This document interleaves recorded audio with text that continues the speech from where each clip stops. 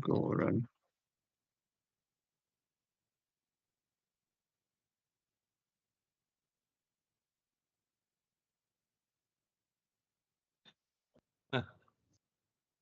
Okay, councillors, if we can make a start, please. Okay. Good evening. I'm Councillor Paul Wilby, the Chairman of the Planning Committee, and I'm pleased to welcome you to this meeting of the committee. May I take this opportunity to advise you that if the fire alarm does sound, please remain seated, and members of the Democratic Service team will assess the situation and give further instruction on the evacuation of the building if necessary. Tonight's proceedings will be webcast by the council, but if anyone else intends to record these proceedings, can you please let me know now? Okay. I ask this question not to stop you, but merely to ensure that the members of the public in the room know this is taking place. I'd also like to advise the members that they should only address the meeting by way of the microphones and remind them to turn the microphones off when they're finished speaking. Okay. Moving on to item 1. Apologies for absence. We have notification from Councillor Jeffries, Councillor Roden, Spooner and Sumskill. And Councillor Cox. Okay, thank you. Moving on to substitute members then. Are there any substitute members? Councillor Springett for Councillor Spooner. Councillor Russell for Councillor Reardon. Councillor Greenan substituting for 2 items for Councillor Thompson.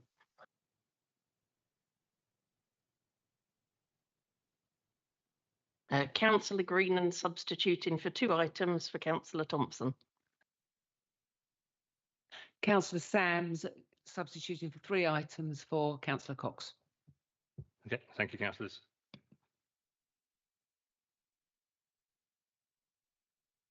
Item 3, visiting members. Do we have any visiting members today? No, we do not. That's good. Items withdrawn from the agenda then. Item 4. Are there any items to be withdrawn? Nope. Date of adjourned meeting. Item 5. Hopefully we shouldn't need this. Which will be Thursday the 24th of October. Okay. Item 6. Urgent items. You will see there is an urgent item that's been put on your tables. Is everyone happy to accept the urgent items? Okay, agreed, thank you. Okay, moving on then, disclosures by members and officers. Are there any disclosures by members and officers? Councillors? Thank you, Chairman. As a previous member of the previous cabinet, I was involved in the work for Heather House, so I'll be exempting myself for item 19. Thank you. Thank you, Councillor. Councillor Wilson.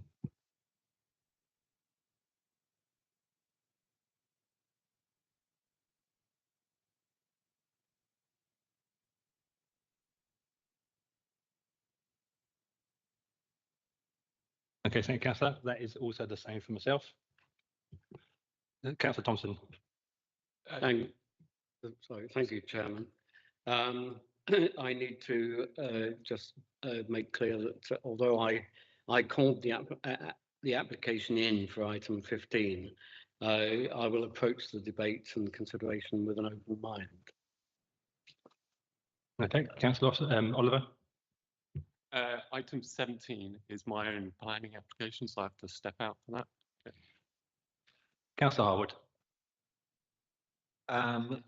The 4 items 14 and 19, 1 and 2 on the list of speakers, I will be leaving the room during that discussion because I think there's an alleged perception of interest, albeit that, as has been pointed out, as one of them was under the previous administration. I've had nothing to do with the other one, but there you go. Thank you, Councillor Harwood. Okay. Disclosures of lobbying. I will start on the left and just go around. Item 16.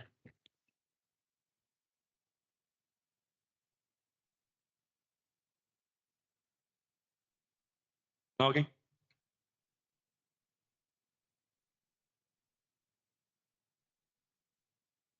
Thank you, Chairman. Items 12 and what's the other one? 15. Thank you. Councillor Thompson, Item 15.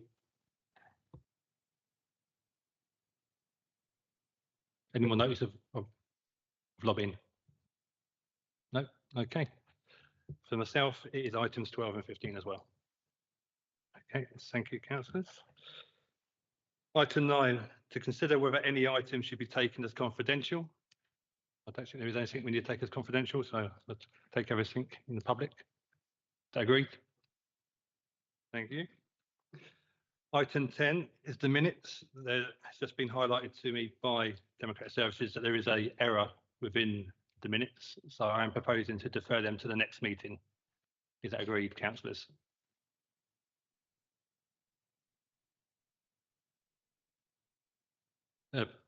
Presentation of petitions, item 11. Do we have any presentations?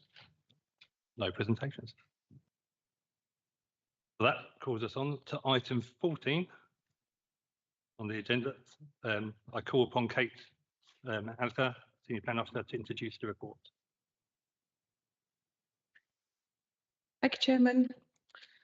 So this application is for the installation of external cladding, replacement windows, and for the installation of replacement plant equipment to the roof. The application has been reported to committee as it's a Maidstone Borough Council application, and the aim of it is to achieve decarbonisation with the building no longer having to rely on gas for heating. Just quickly go through, we all know where Maidstone House is. Just an idea of existing proposed street scenes and the elevations. A mock-up of how the building will look with the sample tiles there on the right. And here's some proposed and existing sort of key views of the building in the town centre. There is clear policy support for development to positively mitigate and adapt to climate change and to reduce the reliance upon less sustainable energy sources. And as the report sets out, the application is considered to accord with this. Further to this, the development would modernise and lighten the appearance of the building in a neutral way, and the added accent red cladding, the retention of the existing building's external profile, the variation in the cladding orientation, and the increased depth of window recesses would all continue to give the building articulation. The increase in the bulk of the building would also be minimal, and the proposed roof plant equipment would largely be hidden from public view. In heritage terms, the development would have a neutral impact, and overall it is considered that the submission would not result in a building that would appear more visually intrusive and harmful when compared to the current situation. The application is also considered to be acceptable in all other planning respects, and on this basis, a recommendation of approval is made subject to the recommended conditions. Thank you. Okay, councillors, does anyone wish to speak on this item? Okay, well, I'm going to propose as per the papers. Do you have a seconder? Thank you, Dan. All in favour? That is unanimous, and that is passed. Approved. Sorry, get told off for that. Okay, moving on then. Item 19 on the agenda. I call upon Sean Scott, Principal Plan Officer, to introduce the report.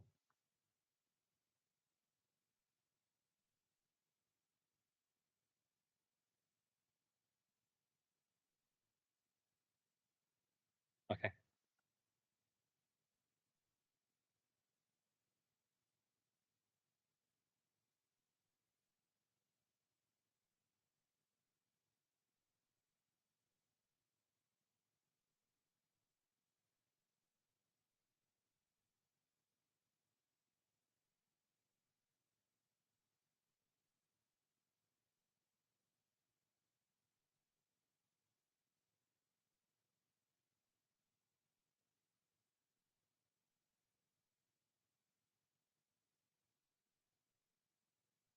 Yes, councillors, we're just waiting on the IT issue.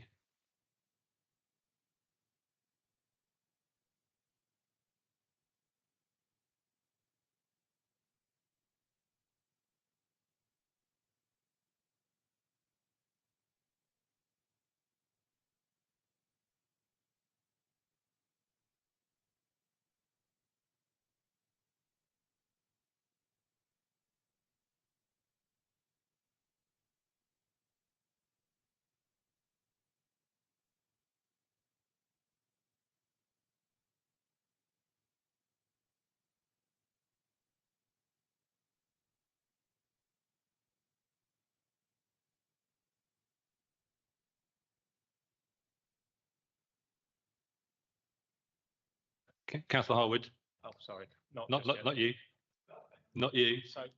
So I thought you were referring to yourself, Councillor.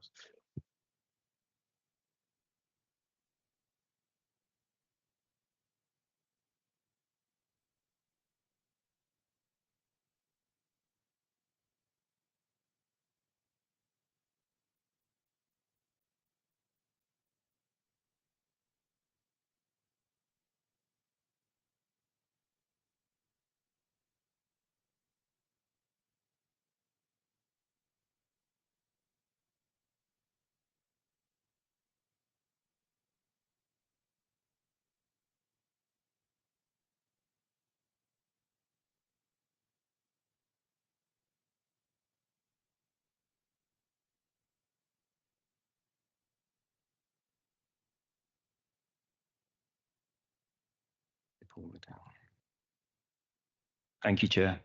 Just bear with me while I find my slides.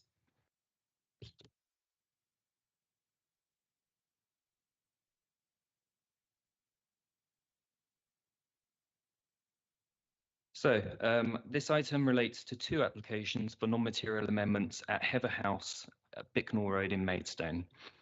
The respective applications are referred to as application A and B as set out in the committee report. The amendments relate to a planning permission granted in June 2023 for demolition of Heather House Community Centre and the construction of a new community centre. The permission also proposes the demolition of the pavilion building and the erection of 11 dwellings. The site comprises two parcels of land as shown on your screen. Heather House Community Centre is in the south, proposed for the new community centre, and the pavilion site is in the north, and that's proposed for the residential element. So application A here's a proposed site plan for application A. It relates to a change to the boundary treatment on the northern boundary. So that's this part of the boundary all the way along. And it's between the proposed car parking area and the bungalows at Rosemary Gardens. The change would be from a ragstone wall to a 1.8 metre high close boarded fence. Furthermore, a 1.2 metre ragstone wall would be located along the eastern boundary just here, alongside the entrance. The reason for the amendment is due to a lack of room to accommodate a wall. To avoid encroaching into properties in Rosemary Gardens, a slimmer close boarded fence has been proposed. Overall, officers are satisfied that the proposed changes are minor in scale and effect when considering the development as a whole. Therefore, the approval of this NMA is recommended. Now, application B seeks to reduce the level of clean cover to the residential plot 11. Notably, the updated remedial strategy and verification plan state that a small exclusion zone is required in the garden of plot 11 to protect the roots of a nearby off-site tree. The report also states that that a maximum increase of 100 millimetres of topsoil may be introduced into a root protection area to avoid suffocating existing root growth. We've consulted Environmental Protection and they have no objection to the proposed amendment. And therefore it's concluded that this application would fall within the remit of a non-material amendment. In conclusion, the cumulative impact of both applications A and B have been taken into account, and it's considered that the changes do not materially alter the scheme. Therefore, officers recommend the approval of both applications, and I highlight that the respective applications will need to be voted on separately. Okay, thank you very much. Councillors, does anyone wish to speak? Dan?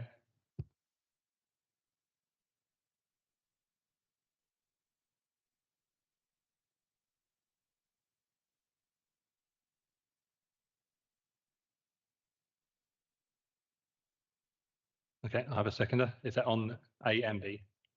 Okay, so anyone else wish to talk? No, in that case, I'm going to take the vote on A first of all. So all in favour? That is unanimous and approved. And on B, unanimous and approved. Thank you, councillors. Okay, moving on then. Ashley, if you could just let Councillor Harwood know as well. And Councillor Russell, so they can re-enter the room.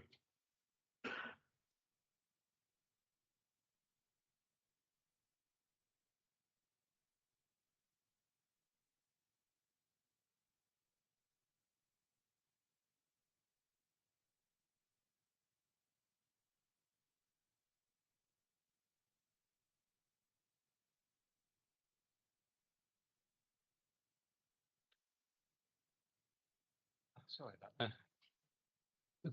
Was Councillor Russell with you? Okay. All right, well, we'll make a start. Okay, so moving on then, item 17.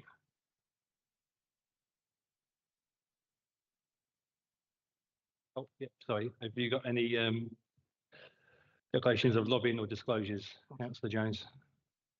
Yes, sorry, Chair. Thank you for allowing me to join the meeting, and I apologise for being late. I got held up in traffic. Yeah, so terribly sorry about that. I'm here substituting for Councillor Jeffrey, and let's have a look. Which one am I doing?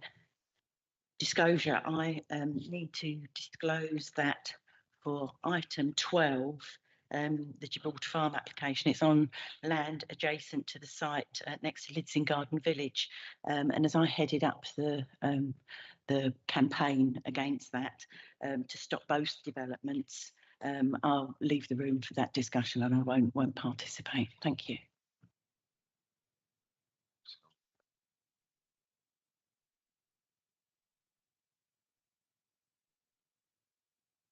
Thank you, Councillor Jones. Councillor Cox, have you got any disclosures of lobbying or disclosure of interest? Sorry, thank you, Chairman. Number 13. Okay, thank you. And Councillor Thompson? I do not have any disclosure of lobbying, Mr. Chairman. Thank you. Okay, thank you, councillors. Okay, moving on then. I called upon Angela Welsford, and asked her to introduce the report. Thank you, Chairman. Good evening, members. This application is before committee because the applicant is an elected member of the council. So the site's within the urban area on the west side of Roseacre Lane. The existing building is a two-storey dwelling with an unattractive flat roof dormer on the front here. It's the only one of this design in the street scene. The proposal is to add a two-storey extension at the front here in replacement of where the dormer is, and a single-storey extension on the rear elevation, and also to change the fenestration and give it a more modern twist. So here we have the proposal in relation to the neighbouring properties, single-storey on the rear, two-storey on the front. That's the existing dwelling, so the two-storey extension would be here, and it is considered that that would be a visual improvement. This is in relation to the neighbour to the south. The extension would be here. The proposal passes the loss of light test, and it's not considered there would be any harm to the neighbour. Similarly with the neighbour the other side, which is on higher ground, and again it passes the loss of light test, not considered to cause harm to the neighbour. On the rear, the extension would replace the existing single-storey extension and conservatory. It wouldn't harm the neighbour this side, again passes the light test, and that's the neighbour to the south. Again, there is sufficient separation So altogether, for the reasons set out in the report, it's considered that there would not be any material harm to the street scene, the neighbours, or any other material planning considerations. So approval is recommended for the reasons set out in the report. Thank you. Thank you. Councillor Spring, as it's your ward. Yeah, it's in my patch. I've got no objections. That the road is full of entirely individual properties, all of which are being upsized and modernised. So it won't change the character because there is no character as such to the road. So I'm quite happy with this one.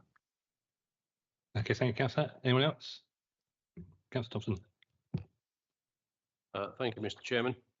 I would like to acknowledge the positive comments made at 6.04 and 6.06, that the design would be an enhancement of the street scene and that the residential extensions SPD statements for furthering good design have been followed. I welcome condition 4 for the biodiversity enhancement and ecological value improvement at the site. I have a question, Mr. Chairman. On page 146, description of the site 1.01, it states that the area is identified as an air quality management area. Is that correct? I thought that the only air quality management area was presently in Upper Stone Street. If you could. It is correct. There are various air quality management areas around the borough, and it does come in the safeguarding for that. But the proposals are not considered to cause any harm in that respect. That is very welcome news. Thank you very much. Okay, as no one else has indicated, I'm going to propose as per the papers. Do you have a seconder? Thank you, Councillor Tabrinsky. Okay, all in favour? That is unanimous and passed. Okay, does someone let them know the councillor can come back in?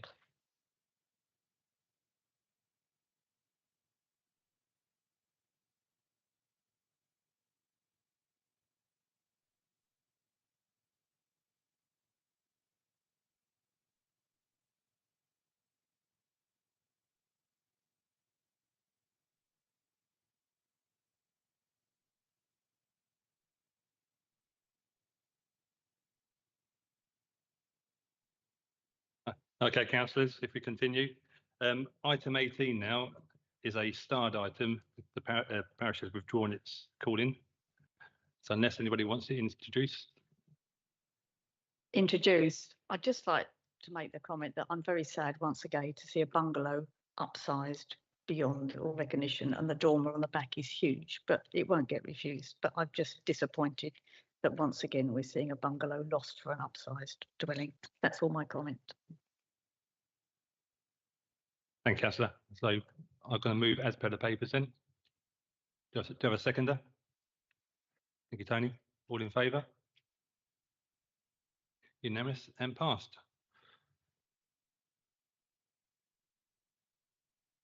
Okay.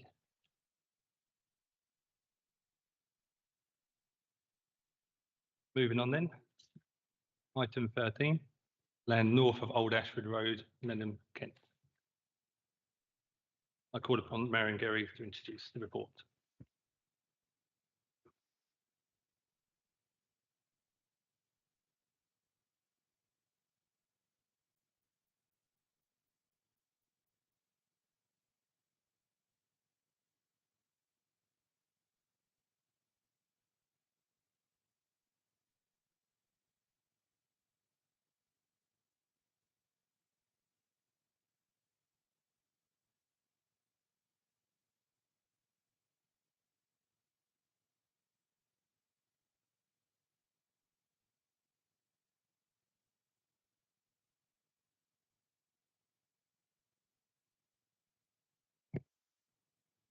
This application was taken to the last planning committee on the 19th of September.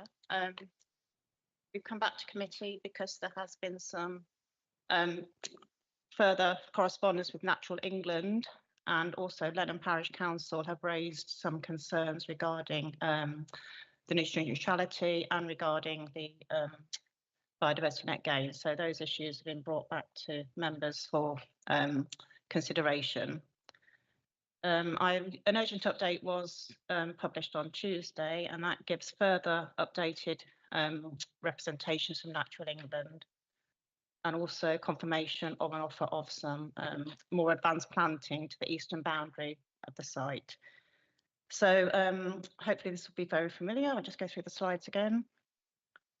Yes, the application site is the reserve matters pursuant to a hybrid application granted several years ago, and it's 102 dwellings, and the reserve matters are appearance and scale. These are some photographs of the site viewed from the A20 boundary to the north. And this is a view of the site from the south. You can see obviously no work started yet. The house in the distance are phase 1 developments. This is the approved layout, and what's before members is the scale and appearance, and also some advanced planting to the northern boundary as per the photographs recently shown. And this was the landscaping of phase 1 and the street light contours of phase 1 and some of the issues there.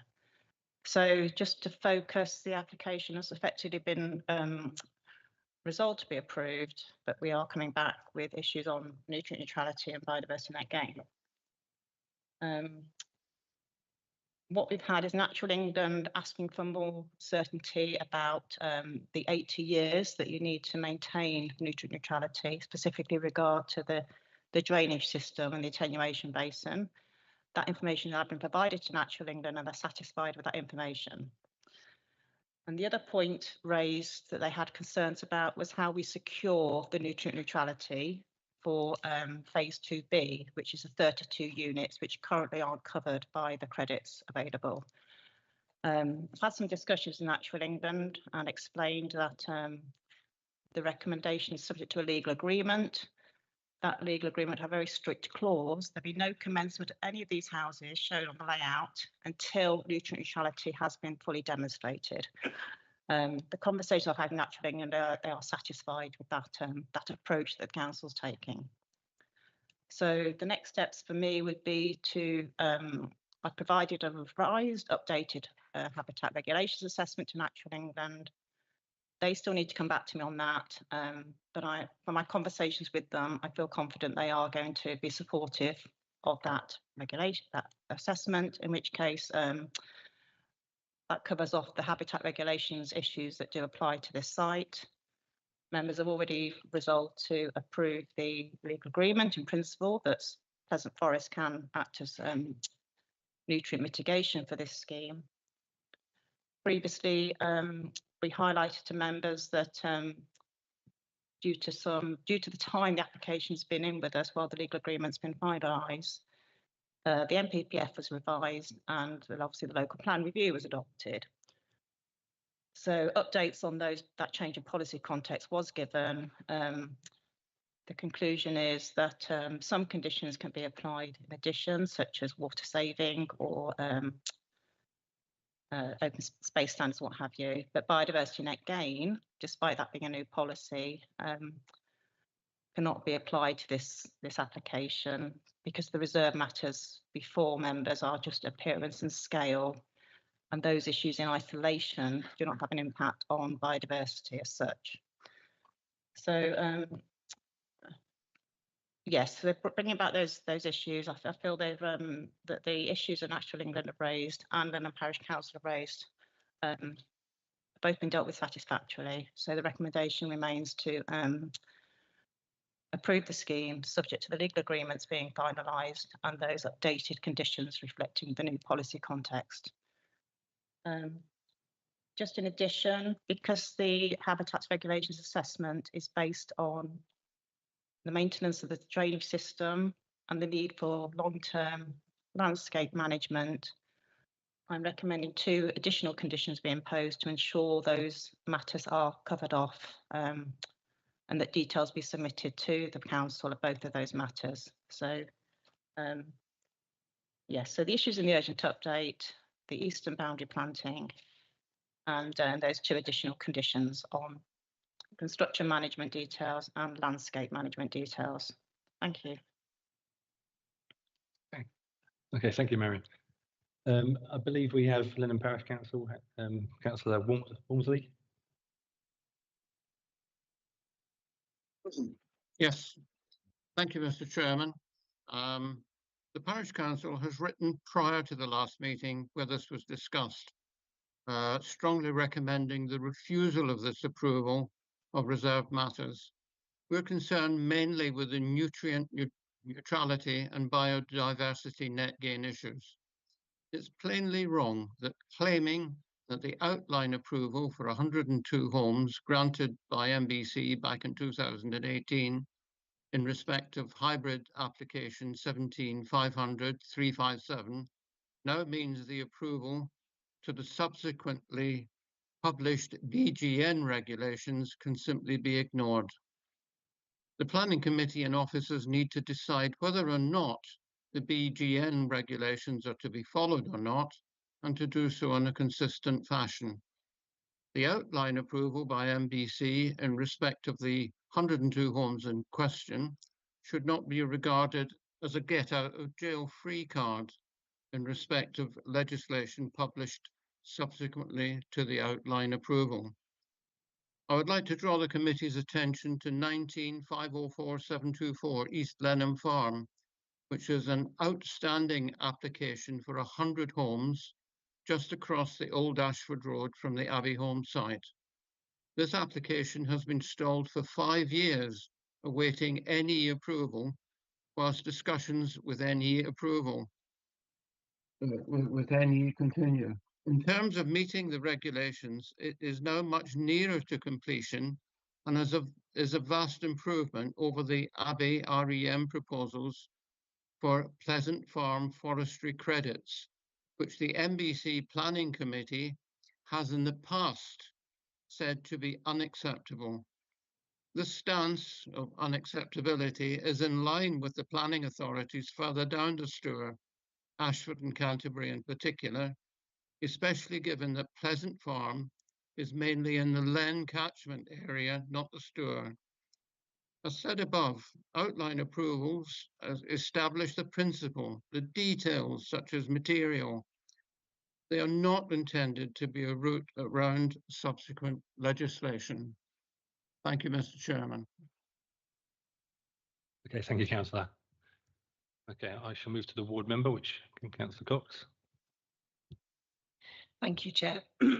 This is a development that's clearly been a subject of attention for quite a long while.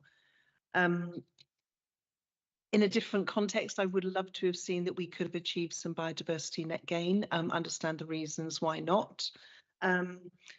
And otherwise, I think, with the adjustment of the tree line, I think there's views been taken that it's not going to impede on the views from the national landscape. I find it difficult to find reasons to not let this proceed. That's my view. Okay, thank you, Councillor Cox. Councillor Springett. Thank you. I just have one question. Page 83. So I'm just trying to turn that volume down. Fourth paragraph down. This is the letter from Natural England, and it just says, as submitted, the amount of nutrient mitigation provided from off-site use change is sufficient to achieve nutrient neutrality for this development.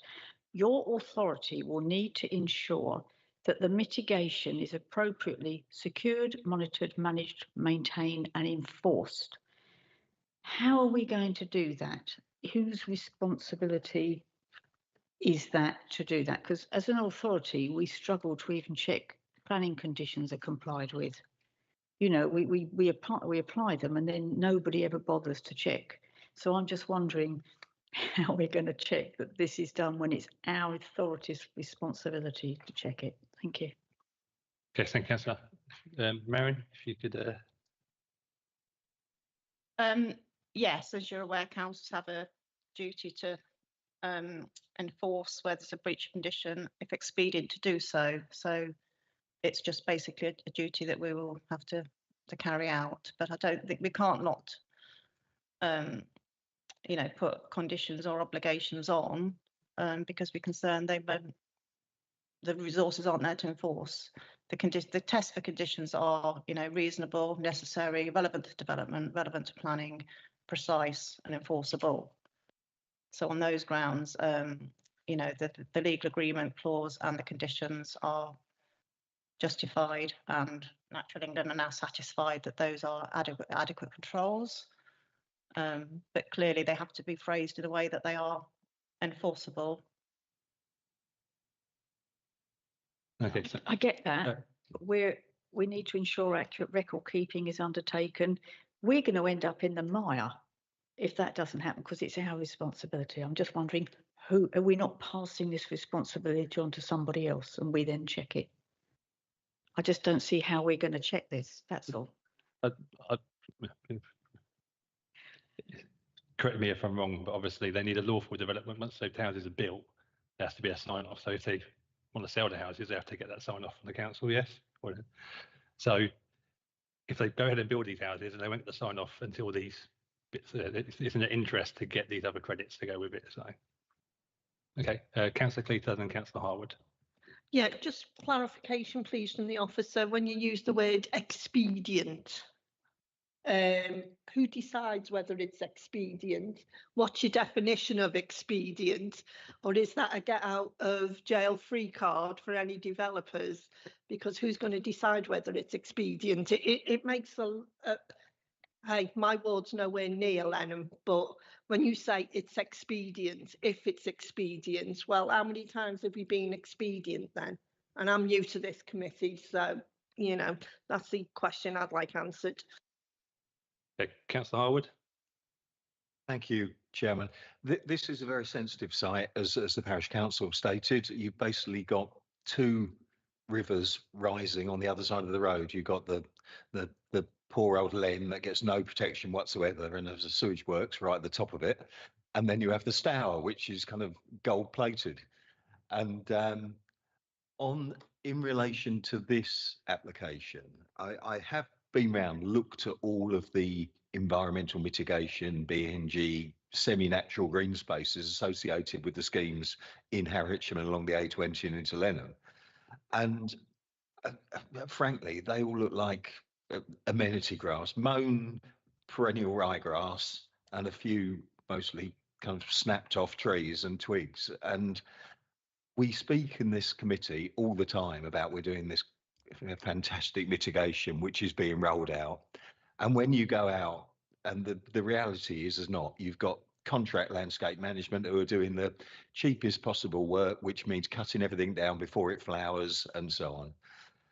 In this case, there's been the long argument, this committee always has, about whether we are delivering additionality. If this scheme didn't go ahead, would those credits still have been sold and those trees still be planted? And we know for a fact the trees are already planted, so it has nothing really to do with it. It's a financial transaction. However, it fits with the guidance, and it fits with the credit scheme for nutrient neutrality. So there's nothing we can do about that. As Natural England have pointed out, there's nothing we can do about the BNG because, regardless of the fact, we did have the outline and that ticks the box. However, all we've got to play with is this buffer land in order to essentially recoup something in terms of runoff impacts and biodiversity to a certain extent. And I understand, and we see the urgent update, and it's talking about maybe the planting going in earlier. I think what I believe is really important is the landscape and ecological management plan is actually what happens on the site.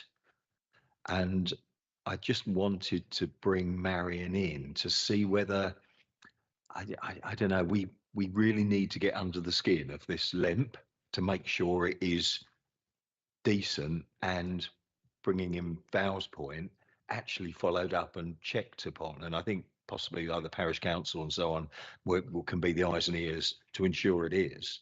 But I just want to check with Marion that, yes, we've got the additional condition on the early bringing forward of the landscape buffer. I just want to make sure that that is translated into the landscape and ecological management plan so that the slightly changed use of it being a nutrient neutrality buffer rather than a bit of the landscaping that it was currently is actually followed through, if that makes sense. Thank you. Yep, that makes perfect sense, Tony. Marion, could you come back on those two items? Yeah, just on the expediency test, in this particular circumstance, the Habitats Regulations 2017 is basically overarching legislation. It imposes a duty on the local planning authority to be the competent authority. And in that case, I would say that any breach of the nutrient neutrality mitigation would certainly meet the test of expediency. So I can't see any sort of,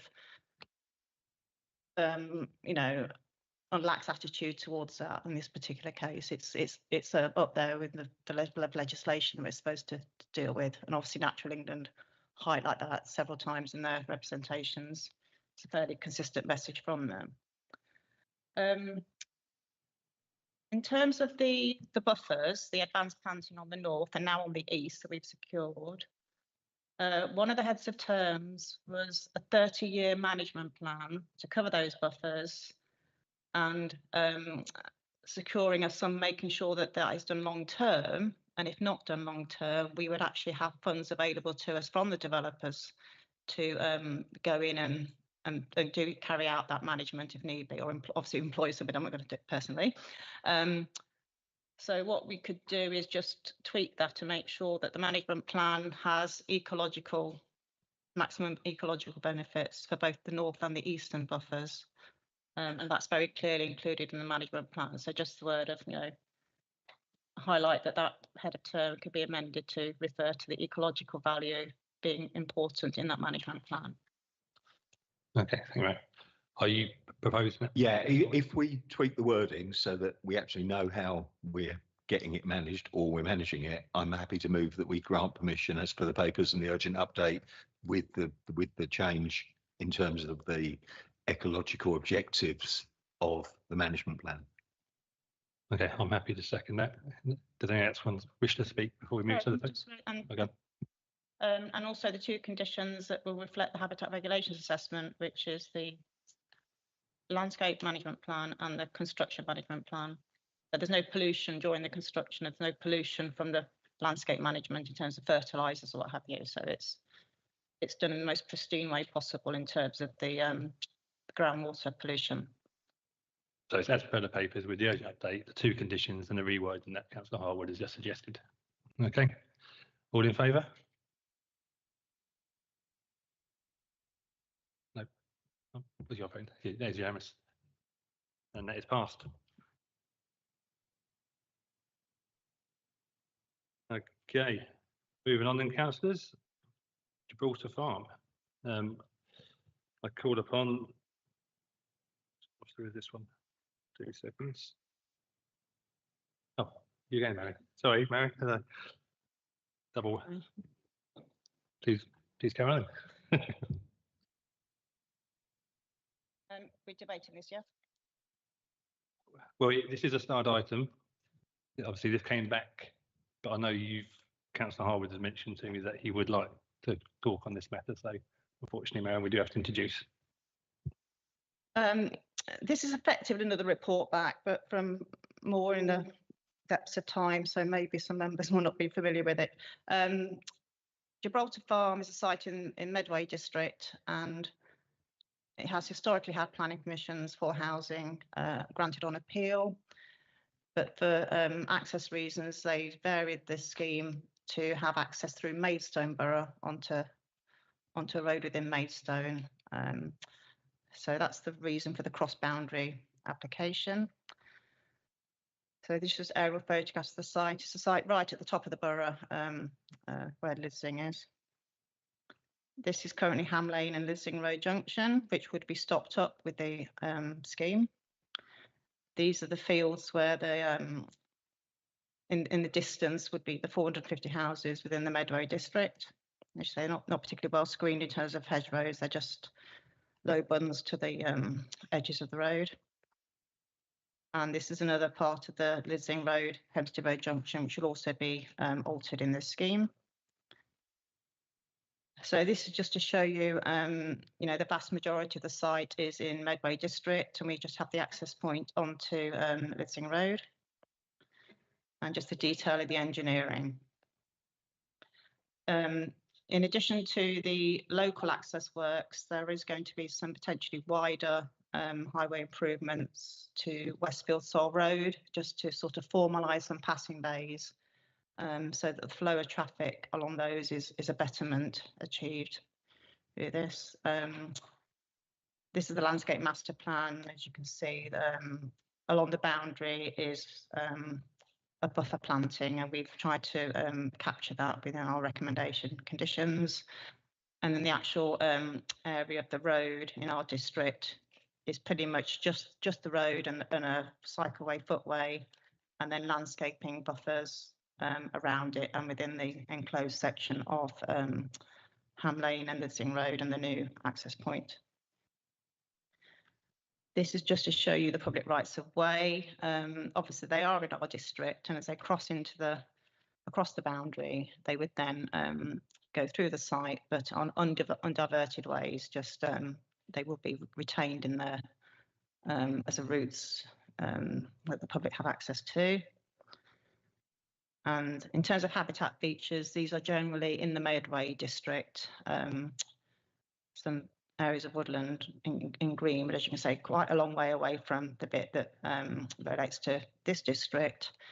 The main issue in this district is where you've got the orange hatch here. It's a roadside nature reserve. So obviously that would be something we would need to protect. Yes, just to summarise on the committee report, this is a resubmission application that Medway Council refused several years ago. This council approved. So clearly the applicant couldn't proceed with that permission. So what they've done is resubmitted, and that's now been approved, resolved to be approved by Medway Council, subject to legal agreements and very significant financial contributions. And the developer needs our consent also to get both parts of the scheme approved, so they can commence with this. Albeit it's part of the site is in Lidsing, it is a standalone application. It's not related to the garden settlement or anything like that. It's a standalone application that the landowners wish to have consent for. Just so effectively what we're doing is making a similar decision to made before, but because of the period of time that's lapsed, again, we need to look at new policies that have come into play and the new NPPF. So effectively, the main issue that really bites on that, because of the limited area in our district, is biodiversity net gain. So the policy context of that, the 20% can be applied to this application because we make policy decisions at the time of the decision. So we're not bound by the statutory legislation that sort of doesn't let national BNG apply to this site. So effectively, the recommendation is pretty much a duplication of what we've allowed before, but with the addition of biodiversity net gain condition, and a monitoring fee would be added to the legal agreement to make sure that we can track the progress of that biodiversity net gain over the 30-year period and ensure that you know, it's doing its job and hasn't sort of degraded from the quality biodiversity net gain that we seek to secure. As I said, most of the conditions and issues will be dealt with by Medway Council, but we have in the report recommendation of BNG, as I said, landscape and ecological management plan, a construction management plan, because clearly they will need to come through our roads potentially to access the site.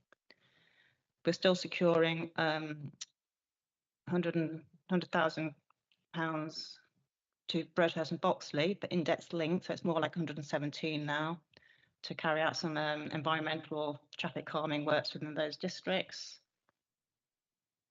General issues, but we can really focus on the part within our district. We can't really get too involved in what's happening within the Medway district.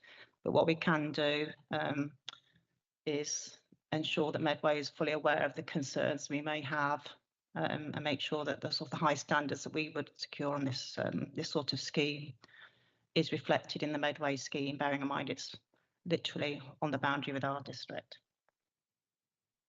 So yes, the recommendation is to approve, subject to the legal agreement clauses as detailed in the report. Thank you. Yes, thank you. Councillor Harwood first. Thank you, Chairman. A number of members will remember that we had quite a long discussion about this application because it is literally on the boundary.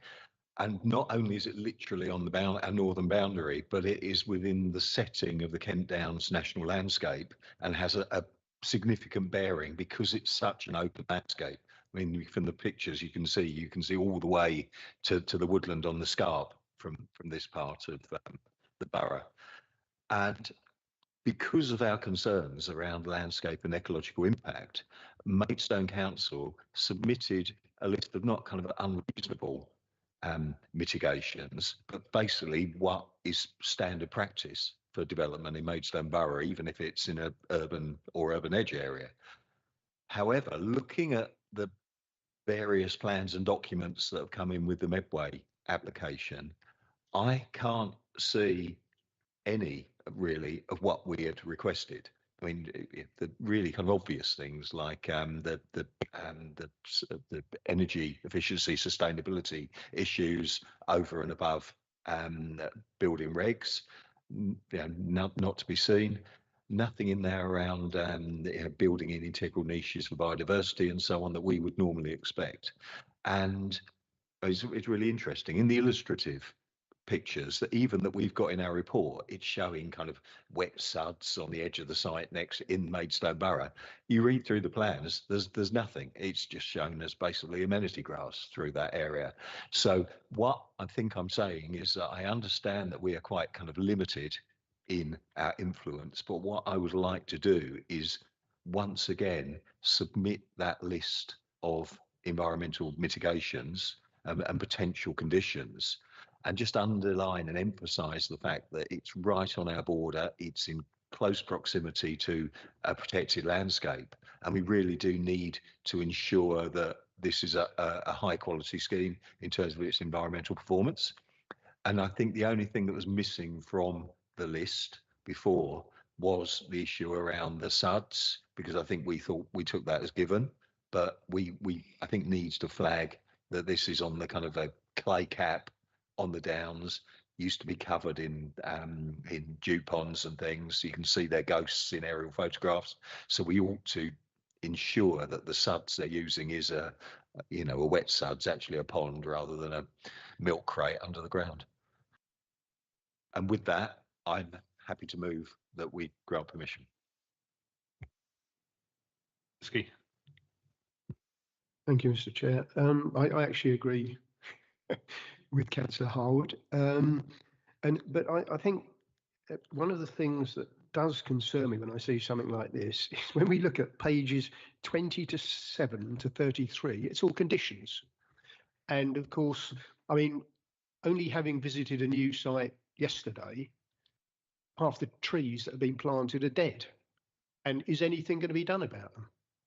And I think we just need to ensure that these conditions are followed up. Now, I do realise that obviously means resource. So I think this committee should actually be thinking of recommending some kind of increase in resource to the enforcement officers. Now, I know we've got there are more people joining, but I do really think we need to be looking at this seriously, because it's no good listing condition after condition after condition if they're just ignored. We just make ourselves look a bit silly, really. So, I'd like to say that, but having said that, on the basis of what I've said, I would be happy to second the motion. Okay, so thank you, Councillor. I've got a few more people who want to come in. So, Councillor Thompson. Thank you, Mr. Chairman. Firstly, just for the record, to emphasise, I'm the ward member. These decisions predated my election. I have not been involved in the deliberations by Boxley Parish Council, which predated me by several years. So having said that, Mr. Chairman, I would like to draw attention to, following Councillor Trubinski's comments, bullet point 3 on page 27, where it says that a contribution of £100,000 to Kent County Council towards environmental traffic calming measures and so on will be paid to KCC before commencement of development and will be spent within 5 years of being received. In the light of our awareness of events at Junction 7, Mr. Chairman, can I ask that every effort is made to beef up this condition to ensure that this money is actually spent on what the condition says it is going to be spent for? Thank you, Mr. Chairman. Okay, thank you, Mr. Thompson. Councillor Cox. Thank you, Chair. I really struggle with this one, and I recognise its origin is sort of 3 years ago and long before I was a councillor. But we know in March 24, an active duty was placed on this local authority to protect and enhance the national landscape. This is 450 houses. It's only 800 metres from the national landscape. And if we think the traffic from those 450 houses isn't going to go straight through the national landscape, not just head up to junction 4 of the M2, we're kidding ourselves. And I'd really like to hear how this council believes it's carrying out its duty to actively protect and enhance the national landscape before we consider passing this. Thank you. Okay, thank you, Councillor Cox. I've got Councillor Springett and then I'll go back to the officer. Thank you. I've got 2 points. 3.09 really concerns me, where the landowner is offering to put 3 lay-bys in Westfield Soul Road. Well, they obviously pretty expect that there's going to be a lot more traffic down Westfield Soul Road, which is why they're offering that. So I think that's because it says to go through there, it goes through Walderslade and thereafter to the M2. So if that's not a shortcut coming and chaos ensuing in a narrow road with passing places, I don't know what is. But there again, KCC obviously won't have commented, so we probably can't do anything. I'm just saying I can see that being a problem. My second point is sort of picking up on what Councillor Thompson said. Yes, they're going to give 100,000 to KCC to look at traffic calming. We need KCC to be proactive and positive, because sadly with KCC, it tends to be the answer's no. Now, what's the question? And when you ask for traffic calming, they go, well, we can put a few signs up. Oh, but you can't have a build out. Oh, but you can't have that. So it's just a plea to KCC, please, that when this comes to you, have a slightly more positive attitude to actually do some traffic calming and not just put a sign or 2 up. That's all. Thank you. Okay, thank you, Councillor Springett. I will emphasise on that. I think JTV last night mentioned, for example, multiple junction improvements, which KCC are sitting on, unfortunately. And I'd hate to see this go to the same kind of situation where they just sit on the money. Officer Marion, if you could come back, a light on those issues.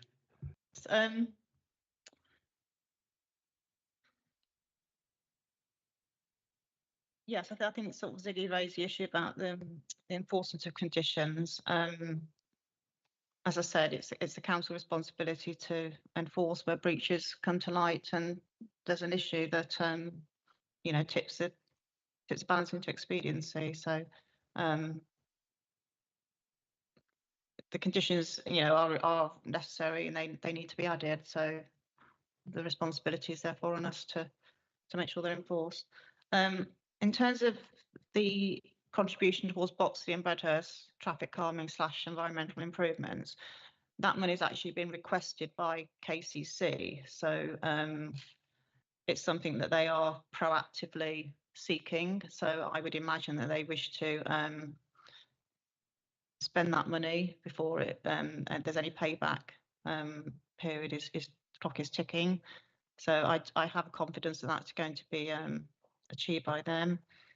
In terms of traffic through the national landscape, as you can imagine, the traffic statistics and surveys with this application were scrutinised in great detail originally, because clearly there's you know, there's a renowned problem in this locality for cars using inappropriate rural lanes to flip up the hill between Maidstone and Medway. The conclusion reached then was There wasn't a really justification for saying that the traffic would significantly improve to the level that we could object to this scheme or refuse this scheme. So having accepted that and having taken the commitment for the money for traffic calming / environmental improvements to those two villages, I think it'd be a case that the traffic through the national landscape would not increase to a degree that causes harm to that landscape over and above the existing traffic levels, which I think we all generally familiar with are quite high. The statistics that came in were that this would marginally increase. No, the effect would be so marginal that we couldn't use that as a reason to refuse. So on the same logic, I don't think we'd use it as a reason to refuse that traffic through the national landscape causing harm to warrant refusal of this scheme. Notwithstanding the test of the national landscape has increased and that statutory duty has been applied, the relationship of the site to the AONB was discussed at a public inquiry that Medway Council fought, and the only issue the inspector had concerns about was the issue of lighting in terms of ecology of bat habitat. So notwithstanding the slightly higher test in the policy, I do feel that that issue has been covered off by a government inspector making that assertion in his decision notice a few years ago. I think that's questions that I was being asked. Okay, yes, thank you, Marion. Just a question for myself. Is there any way that we could actually, with that, the ecological funding and the highways improvement, add to that condition that that's in conjunction with the two parishes to form a group, because that may drive the spending of it along a lot quicker than just being held by KCC?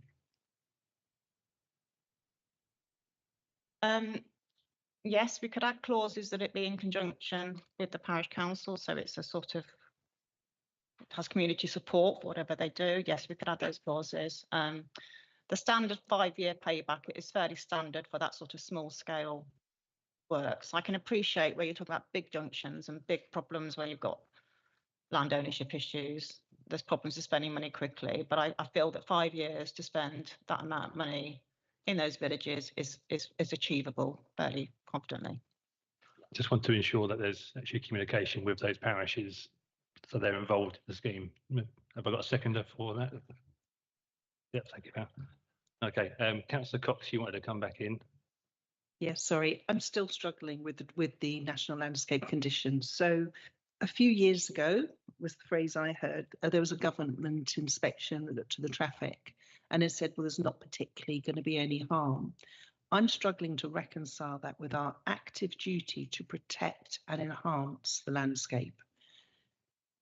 Avoiding a little bit of harm is not enhancing, is not protecting. Those two things are very different. So and also this is a dated survey. I'm really struggling on how we can accept that. Thank you. I think I would say that the traffic levels through the national landscape currently, that increase from this scheme, which is obviously what you have to look at, is marginal, and that on that basis, it doesn't tip into the level of harm that would justify refusing this scheme. There is a statutory duty on us, but I don't feel it deals with the sort of very marginal changes in traffic levels through that national landscape as a result. National Highways have commented on this scheme and have no concerns. KCC have commented on the scheme and have no concerns in highways. We don't feel we can, that's an issue that we can refuse either on traffic grounds or on extra traffic moving through the national landscape.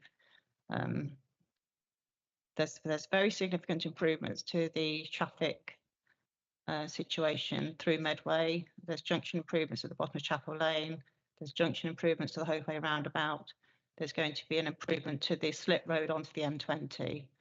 So the experts in this field of highways say basically those improvements should deal with the traffic flows from this development. So that's all I can say, really. I don't feel there's any grounds to contest that. that submission that we've had. Just one last time, our duty is to actively enhance the national landscape. That's the point I really want to be heard very clearly. I'm not sure that this is meeting that condition. Okay, thank you, Councillor Cox. Councillor Cleater, then Trubisky. Just for clarification, because the second most enjoyable committee meeting I attend as a visitor usually is the Joint Transportation Board. So this data that KCC have on traffic and are going to extrapolate how nowhere's going to be affected, except if you've ever driven up there, you know it will be. And I don't see how we can put any more traffic calming things in place for Boxley, especially the village.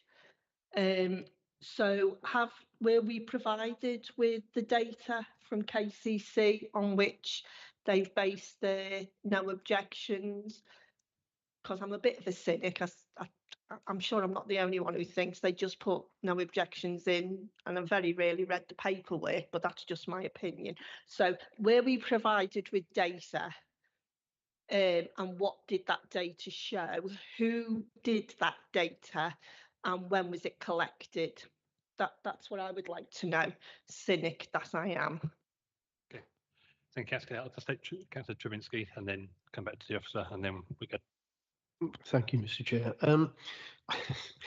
I'd like to go back for a couple of months to a development that we had, I think it was about 30 to 40 houses, where there was one in open countryside. It was with Tunbridge and Morley. So we had a very small part of that development such as this. Now, I opposed that at the time because it was in open countryside, yet this very committee agreed that that should be done, and that was on the basis of the fact that it was a small part of a larger development. I still didn't agree with that. However, one of the things we do need to start doing is consistent. And I think again here we're talking about 6% of the overall project, and what's more, whatever we do, it's not going to stop the thing going forward. The other 94%. So I really can't see how, taking all those factors into account, that we can actually say anything other than to condition it. And it's much better, if you like, to work within the project and get as much done as we possibly can to mitigate things, rather than be outside it completely. That's my thoughts. Okay, thank you, Councillor Trubisky. Marion, if you just answer Councillor Cleater's question. On the highway data,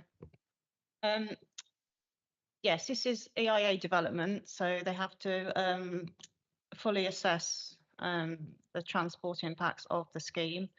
If you look at the report on the KCC representation on page 21, they first responded in July 21, again in September 21, and in December 21, and in June 23, and in October 24.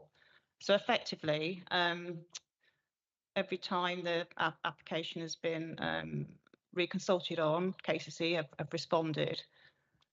Because of the length of time the application was in, the applicant has actually updated the submission where necessary. KCC looked at that data as recently October 2024 and maintained their view that the scheme isn't refusable on highway grounds. But the data you're talking about is part of the planning application and is obviously on the public website that's been the subject of this 4 lots of consultation, at least, to local residents and to statutory consultees. So the data's out there and it's been fully assessed, and KCC have been on the case and have responded 4 or 5 times to me, just reiterating the same point that they can't object to this application. So I don't feel there's any way we can go against that view as a district council. Okay, thank you, Marion. And that's probably the answer you wanted, Councillor Cleater, about it. It's the answer I expected. Thank you. Okay, moving to the vote, we have a proposer. Do you want to add that next? Okay, Yeah, very quickly, there's been quite a lot of discussion around the duty of regard for the national landscape and so on, and what Maidstone is supposed to be doing. However, we know two things. One, that there is a huge tidal commuter rat run through the middle of the Kent Downs from Medway to Maidstone every day and a little bit in the other direction. And we know it's belching out a lot of pollution, and we know we've got nitrogen deposition, which is ruining the SSSI SAC woodlands. However, the big elephant in the room is that this council was allocated at Lidsing an even bigger development than this. So therefore, I think we wouldn't have many legs to stand on if we were attempting to have a go at Medway over it. However, I do think one area where we do have some room for manoeuvre, which starts to bring into the points raised by Councillor Cox and others, is that currently the two areas at the end that are shown green in the application submitted Medway Council and Maidstone's role in it is only shown as structural landscaping.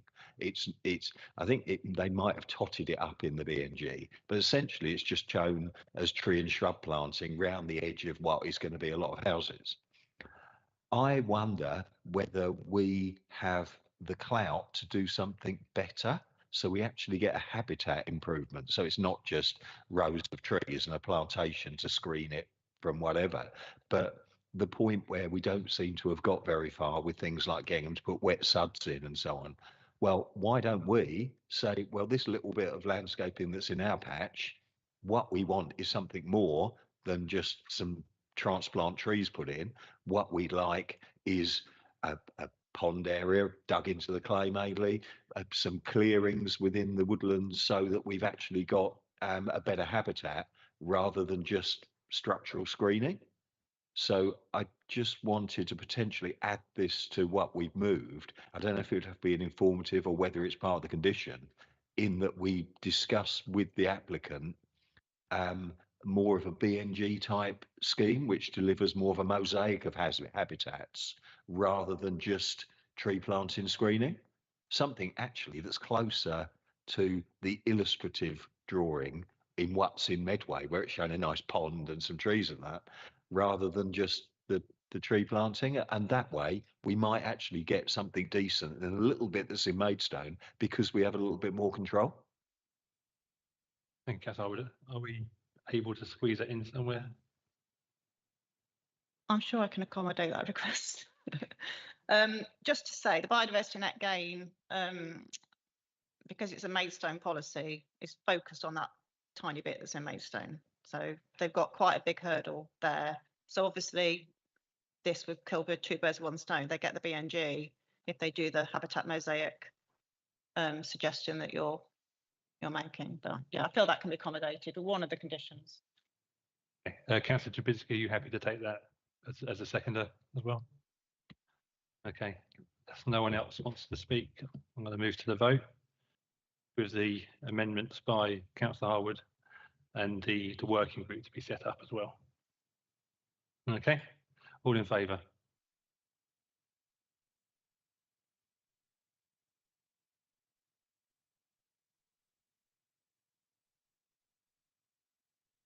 How many? That's 10-4. Those against? One against. Abstaining? No abstentions. That is approved. Thank you, councillors. Okay, moving on.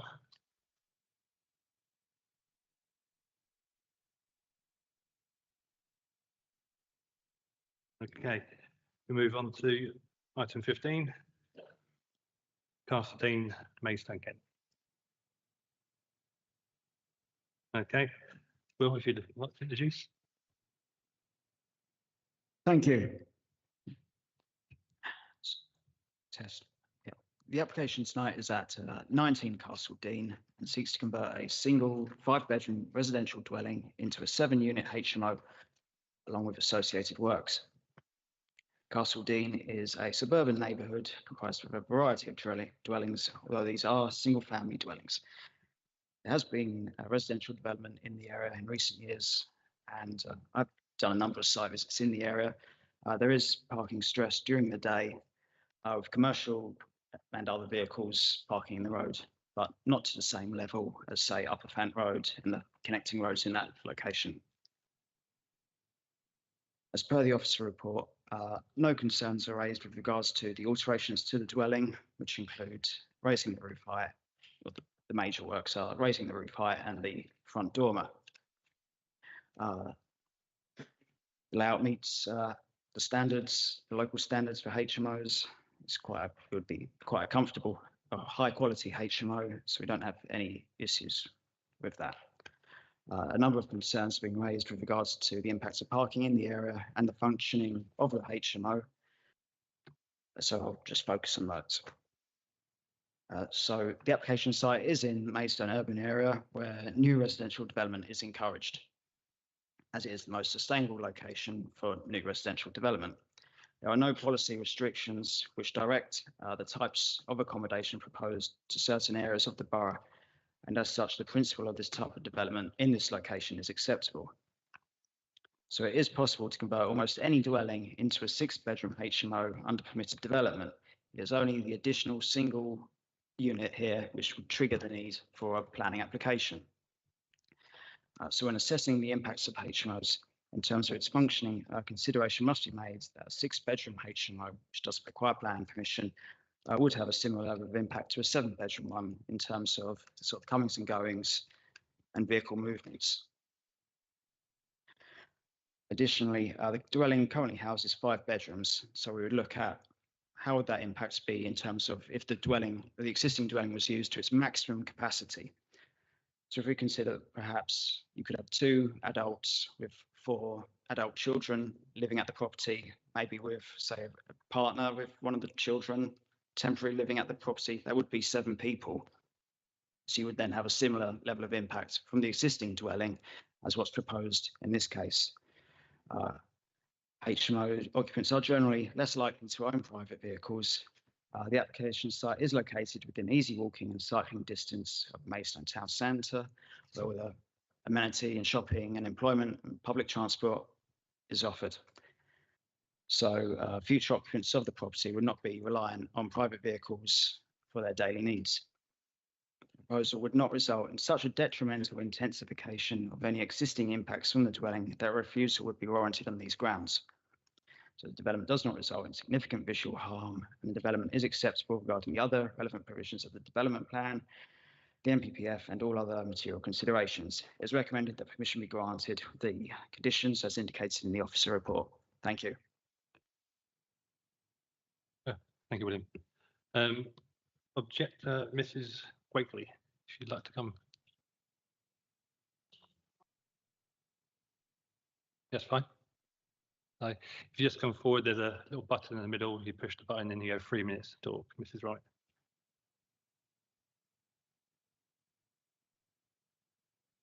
Yeah.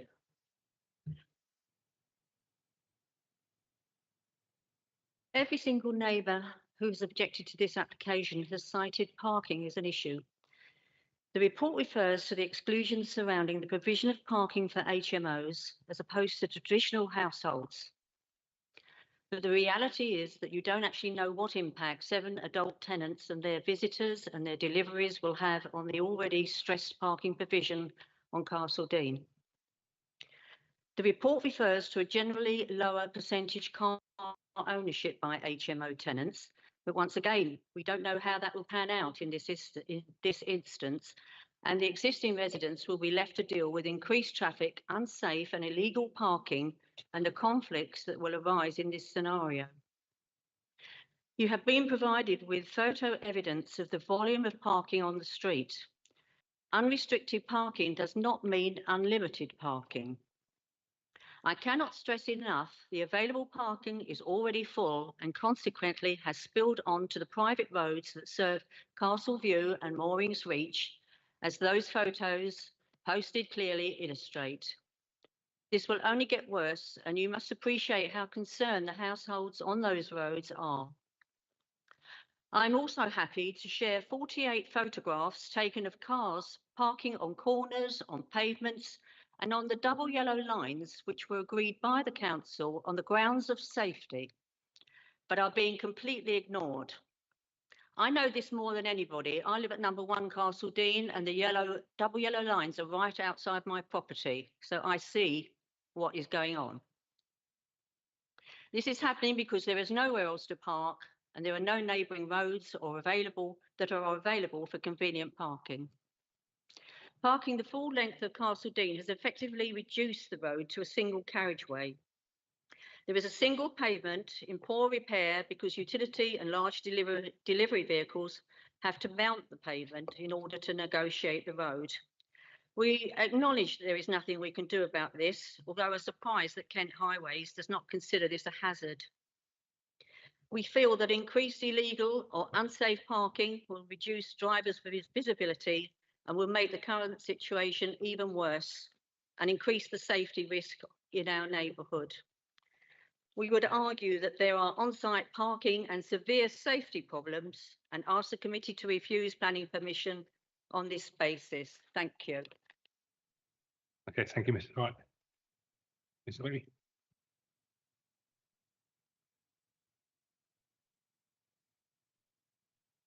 Good evening, Mr. Chairman, committee members. Hopefully without sort of eating into my 3 minutes, I just feel that I should explain that I speak not only on my behalf, but on behalf of several residents who've given me written permission to do so.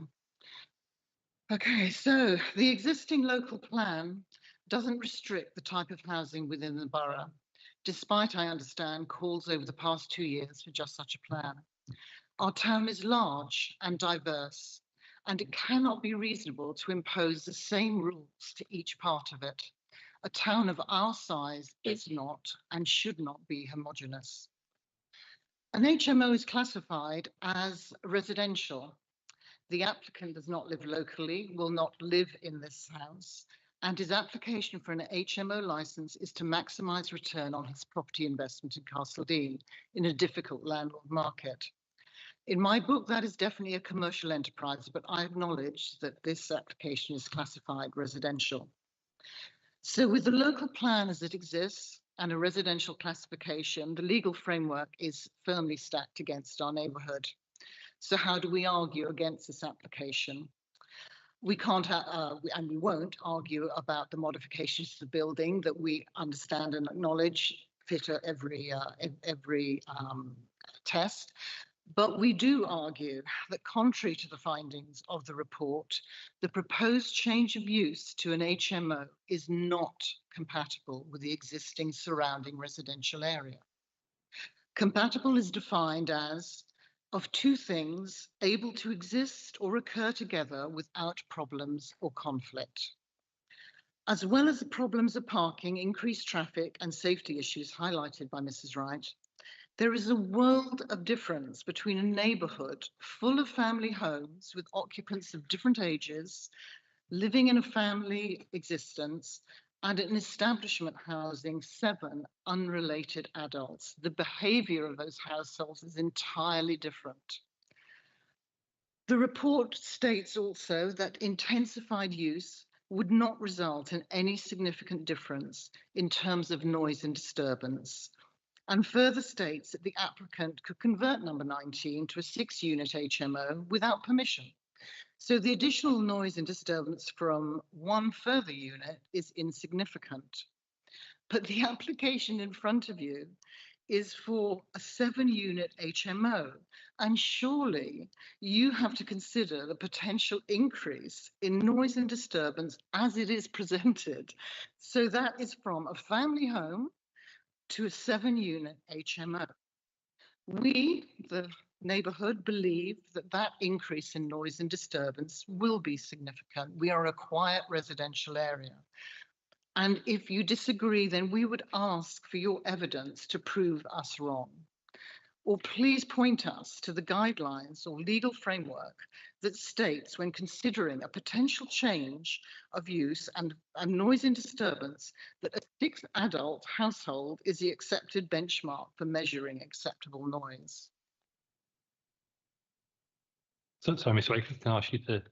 Yeah, I've got this much left. Granting planning permission will fundamentally and irreversibly change the character of our neighbourhood.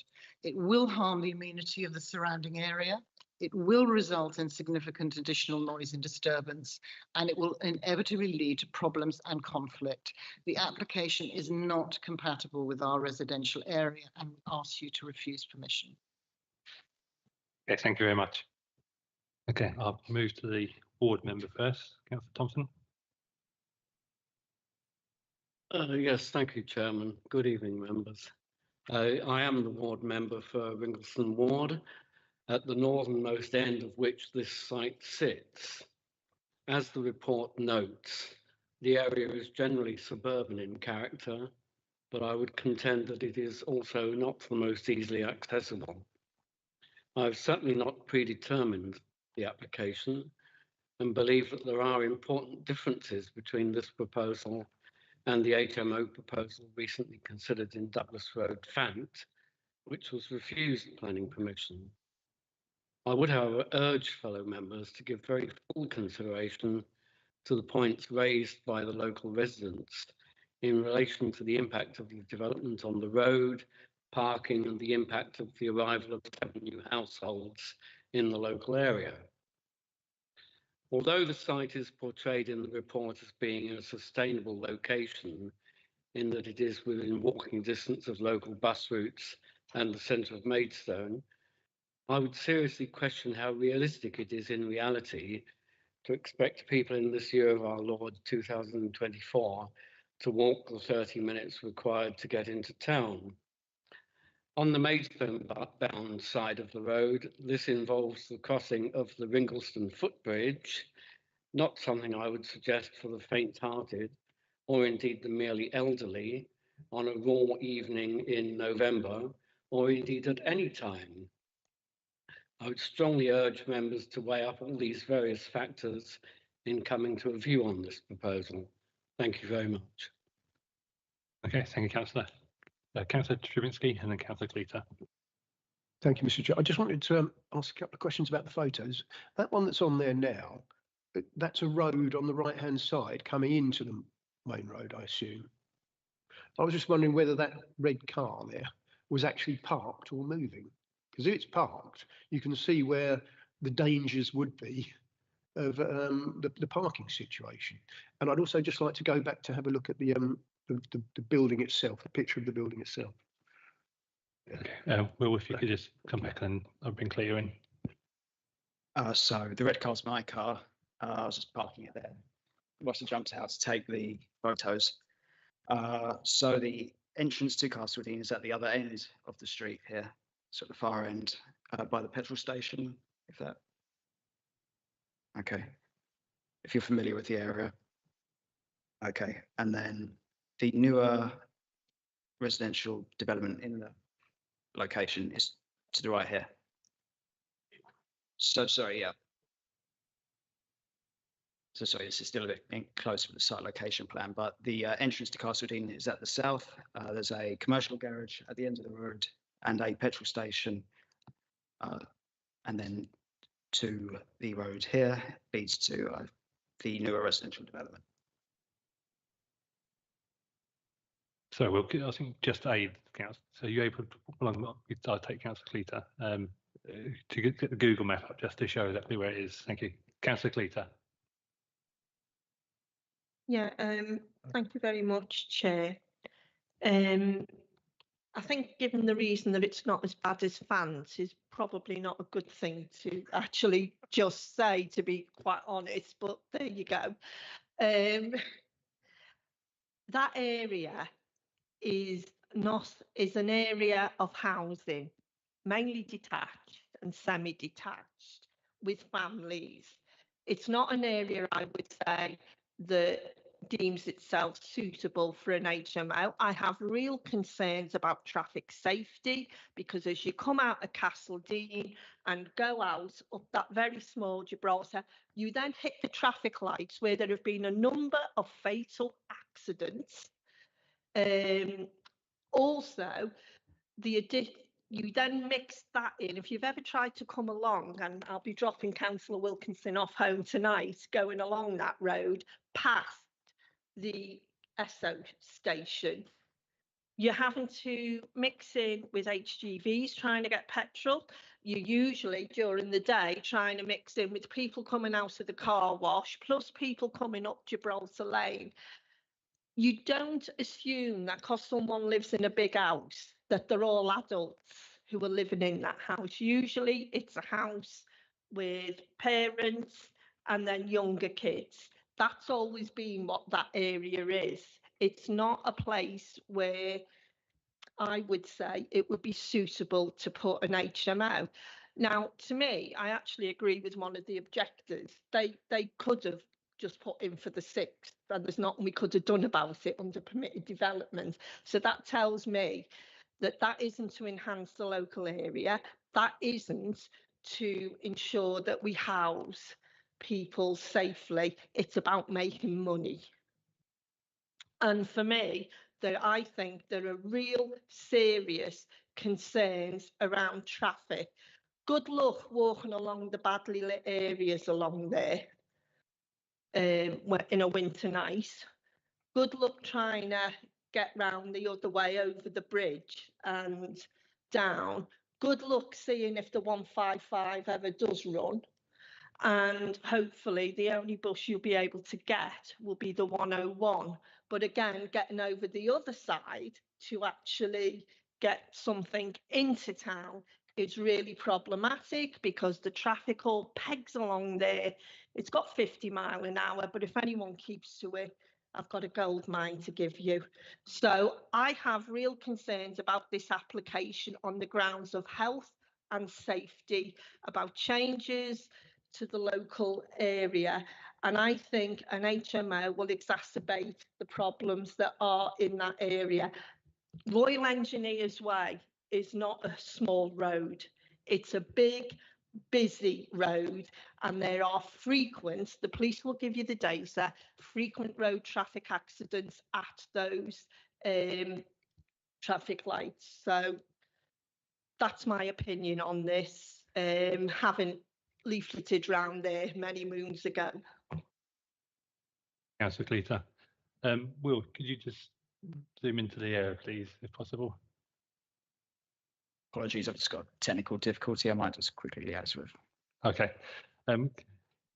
Councillor Drabinski, you wanted to come back in.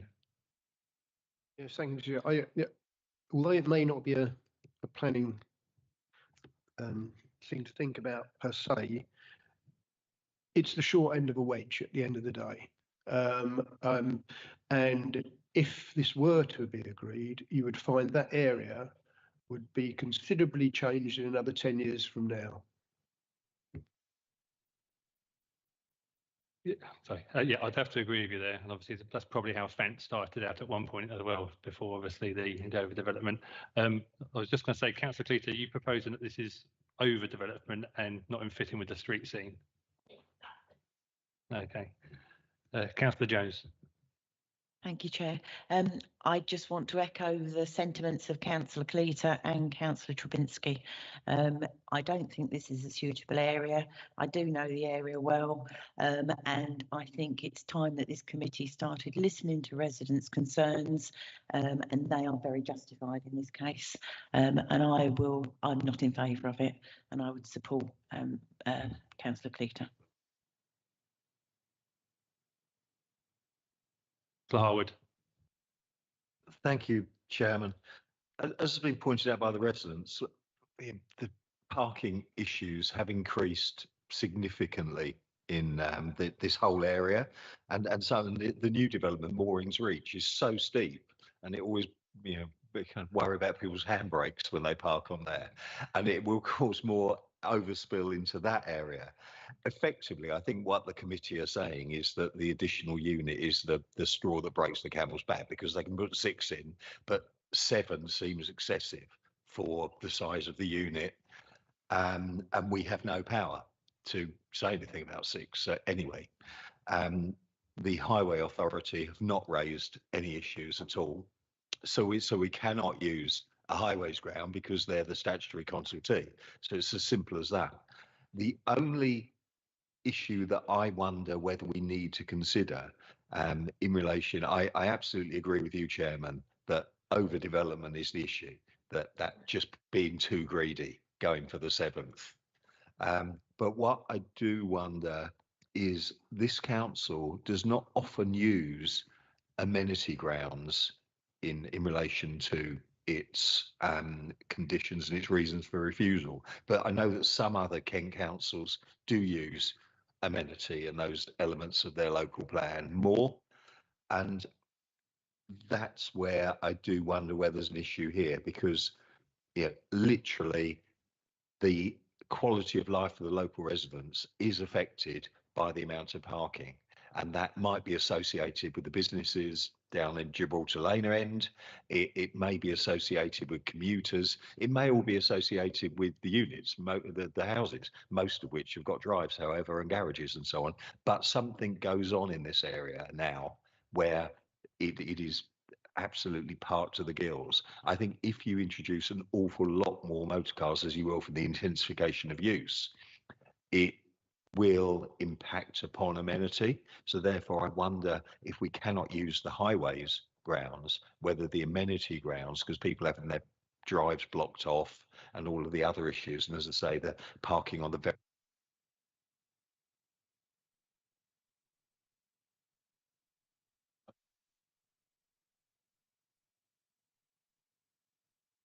Okay, thank you, Councillor Howard. I'm just going to take Councillor Nagy and then Councillor Russell, and then I'll come back to the officer. That's right, yes. Thank you, Chairman. Yes, I mean, looking at the site, the rooms themselves do seem to be fairly large for what we're looking at, which makes a nice change compared to the other MHOs that we've looked at. But again, if we are looking to get that extra person put onto this site, it just seems to be a case that we by agreeing this, we could be setting a precedent for the surrounding houses to then also, you know, there's nothing stopping it from expanding around this area. If MHO of 6 residents can be agreed without planning permission, then putting in this, echoing what Councillor Harwood said, just having this extra body in the house just seems to be that extra step too far. If we can avoid, you know, squeezing in as many people as we can, and if 6 is the standard boundary, then surely it should be a case that if 6 can be done without our permission, then there shouldn't be any need for these types of larger MHOs to come through counselling, purely by the fact that we can reduce the number of people going into these areas. Because again, having so many people go into this confined space with all the vehicles that potentially could come with it, it just seems like a hazard in itself, and it only highlights the issue further by bringing in these larger MHOs to light.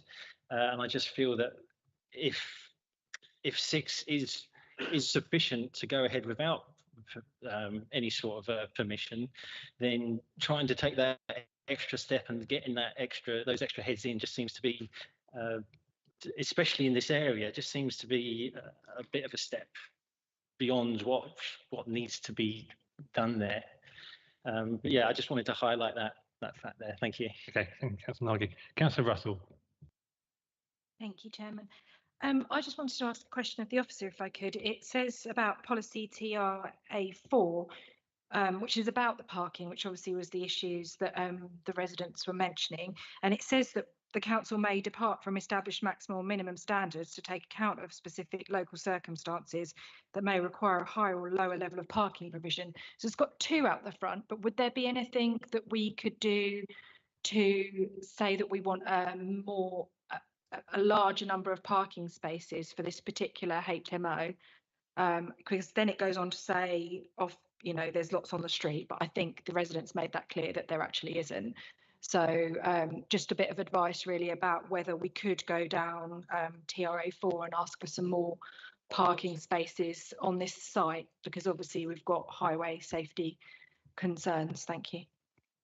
I believe, Councillor Russell, the officer may correct me, but HMOs don't actually need any parking. That's the problem. Yeah, I suppose I'll just add, is a maximum parking standard. The reason we have maximum standard is because it's to try to avoid, I think it's detailed in the officer report, to avoid the need to have what would otherwise be harmful parking arrangements. I mean, that's not what's proposed, additional parking, it's the existing parking arrangements.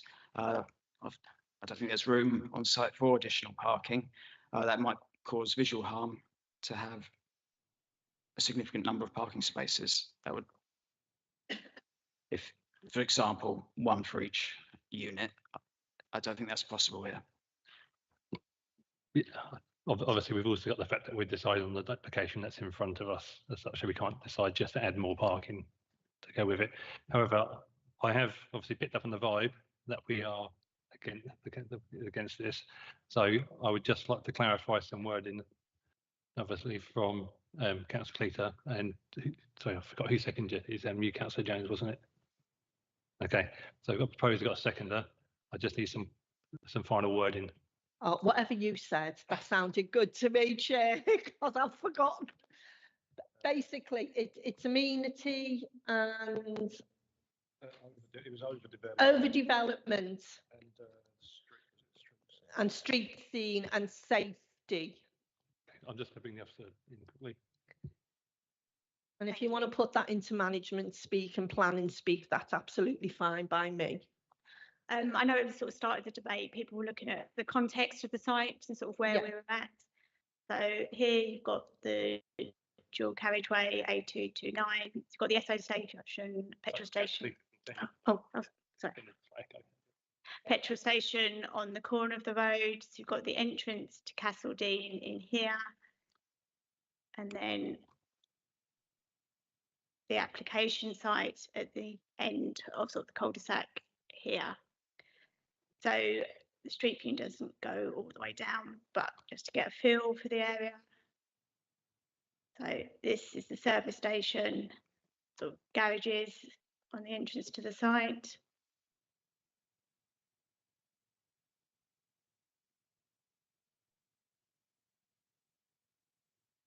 Got the road down here. I don't know how update this suggestion is 2023 because obviously you've got a new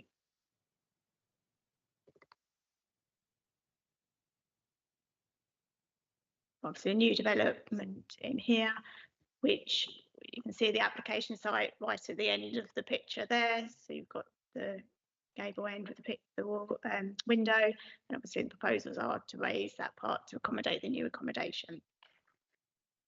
So in terms of obviously the favour is that members are sort of considering refusing it on the grounds of amenity impact, sort of the character and appearance of the area.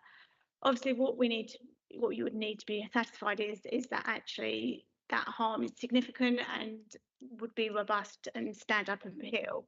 Obviously, there was an application for a refusal of HMO in Fantaria, which was refused on sort of the amenity grounds, on sort of the intensification of the use, of the cumulative impact of more traffic, more people, more movements. That appeal was dismissed by, was allowed by the inspector, and we did get appeal costs against us. So I'm just sort of raising that in terms of here we have to be clear if it was to go down the reason for refusal what the actual harm is. Obviously, the fallback is a 6-bedroom HMO.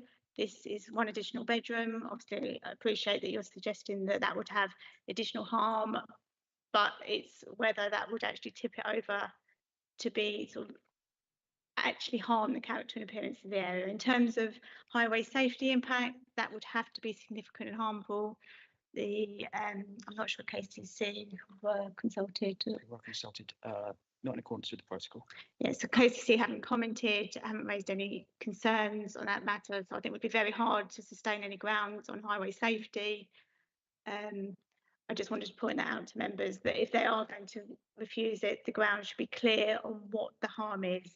So if we're defending an appeal, what the officer will be defending to be sure. Cleater. Yeah, just to say, I know this site well. I live in that area.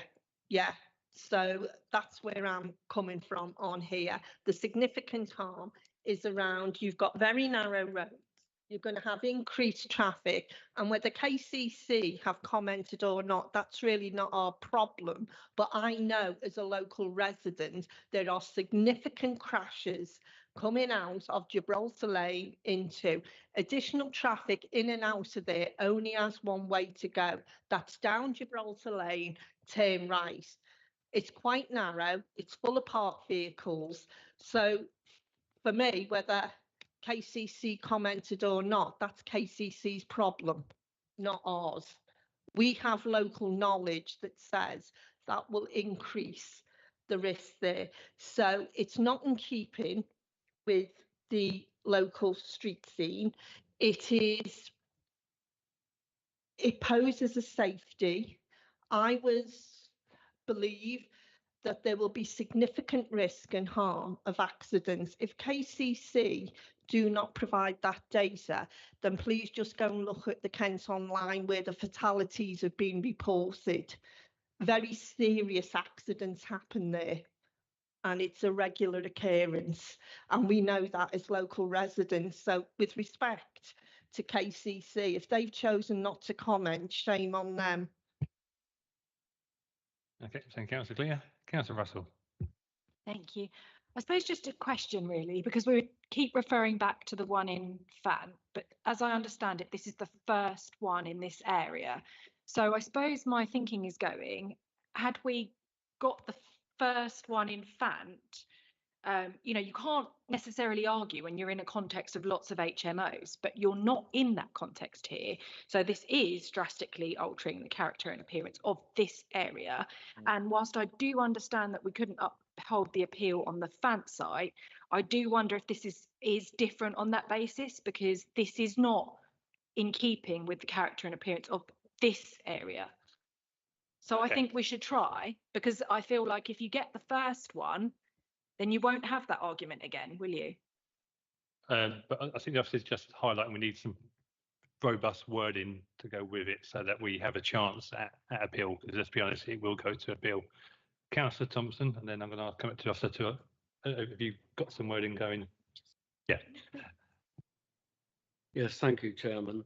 On the point about KCC coming against Highway Authority, in 501, it does refer to them having a protocol whereby they only comment on developments of over 4 units.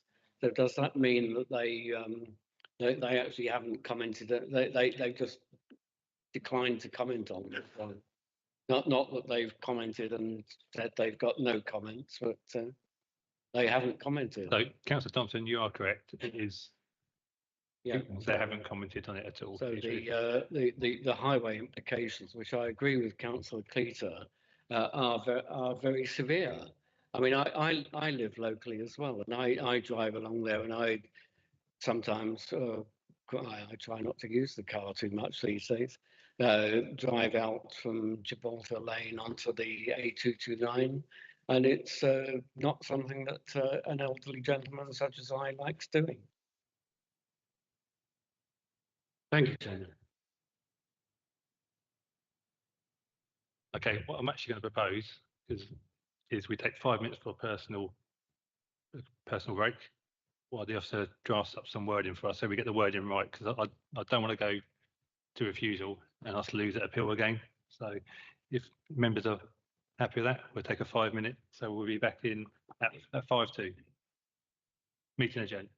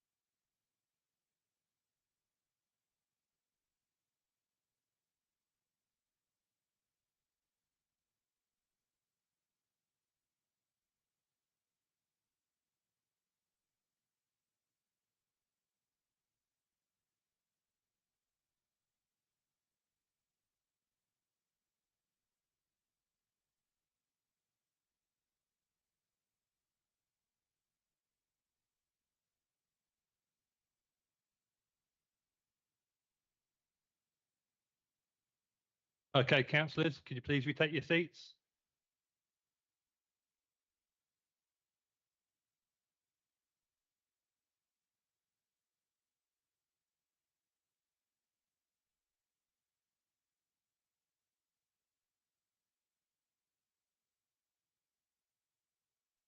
Could I also ask the members of the public to please take their seats as well, please? Thank you.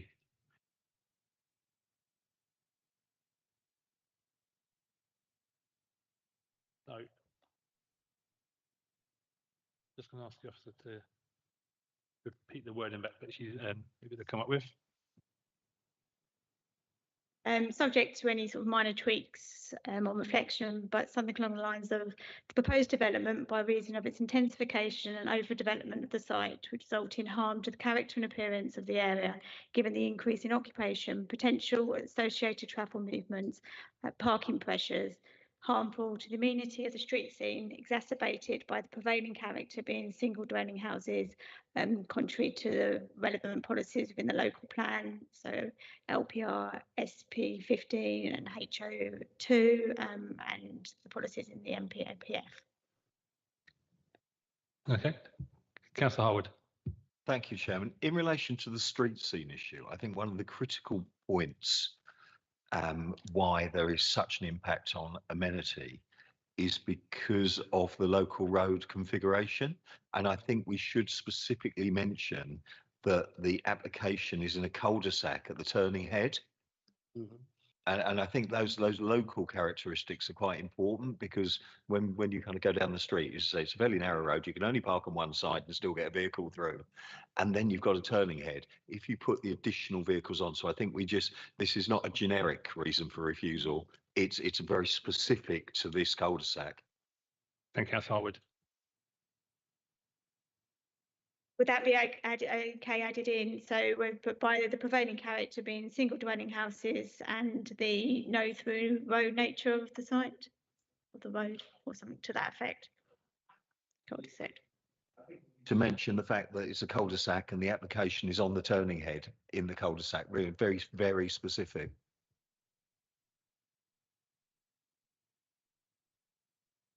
Okay, as the proposer, you have that word in, Councillor Gleeton. And the seconder. Already got one. So on that, so we're voting for refusal. Okay, so all those in favour of refusal?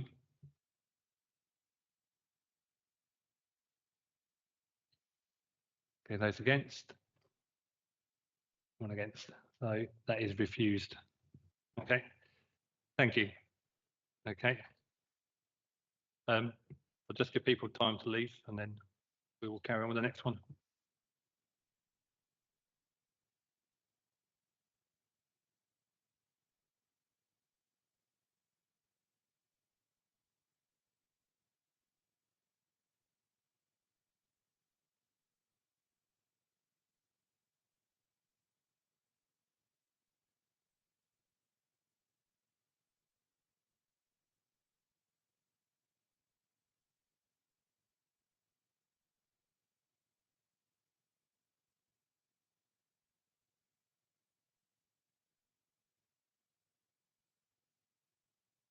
Okay, councillors, I'm going to go for the next one. So item 16, I called upon Will Fletcher, Senior Officer, to introduce the report.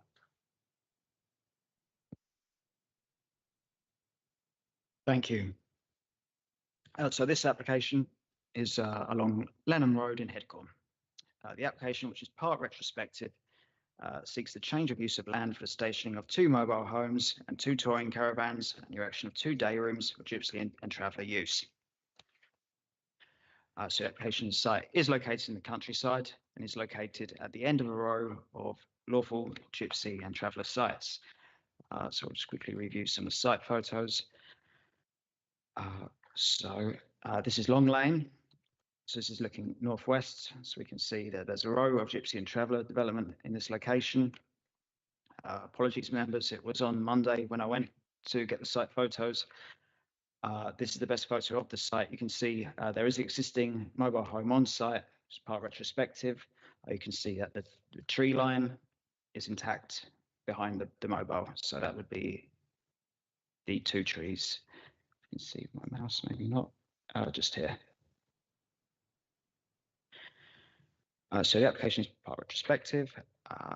In terms of visual harm, gypsy and traveller developments are normally permitted where it's based on them being screened by existing permanent features such as hedgerows, tree belts, buildings, or land contours, as required by policy LPR L8. Consequently, unless well screened or hidden away in unobtrusive locations, mobile homes are normally considered unacceptable in terms of their visual impact. As is detailed in the officer report, the site is located at the end of a row of existing gypsy and traveller sites, which prevents views from Lenham Road. The existing sites are screened from Lenham Road by extensive vegetation, which is along the roadside. As per the officer report, it is not assessed that the development results in significant visual harms to the countryside or the wider landscape. So the wider site has a complex planning history with subdivisions, temporary permissions, refusals, appeals, etc. So I apologise as this was not included in the officer report, but permission was refused for a similar development on this site in 2015. At the subsequent appeal stage, very significant harm was identified. Nevertheless, based on the personal circumstances of the applicant, which were also given very significant weight, a temporary permission of 3 years was issued in 2017. So both of these decisions were made prior to the full adoption of the 2017 local plan. So as is detailed in the officer report, there is now a significant shortage of sites and a need for sites. The council can only demonstrate a 1.2-year supply of sites. Due to changes in the definition of gypsy and traveller people, the true supply of sites will be lower than 1.2 years, which is even further away from the 5 years that's required. So there have been recent applications for gypsy and traveller accommodation in this location, all the other Greengate sites that have been to this committee. These were granted permanent permission, and as such, the character of the area has changed since 2015 when those original decisions were made. There are more recent appeal decisions relating to the assessment of the status of applicants in these situations. And at the time of the original decisions here, the council would have been able to demonstrate an adequate supply of sites. So inspectors would have been more willing to issue temporary permissions. Now, the council relies on windfall sites such as this to provide our gypsy and traveller accommodation, which is a significant consideration now.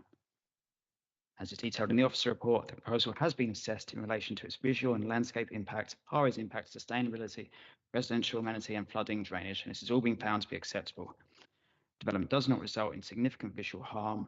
The day rooms proposed are the minimum required to provide the necessary facilities. The mobile homes are, as you often find on gypsy and traveller sites.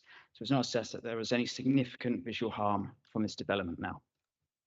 Development is in accordance with the NPPF and the local plan review. As such, we recommend that permission be granted with the conditions in the officer report. Thank you. Well, we have a representation from Pidcombe Parish Council.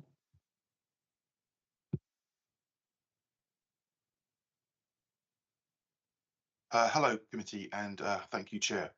I take it you can hear me.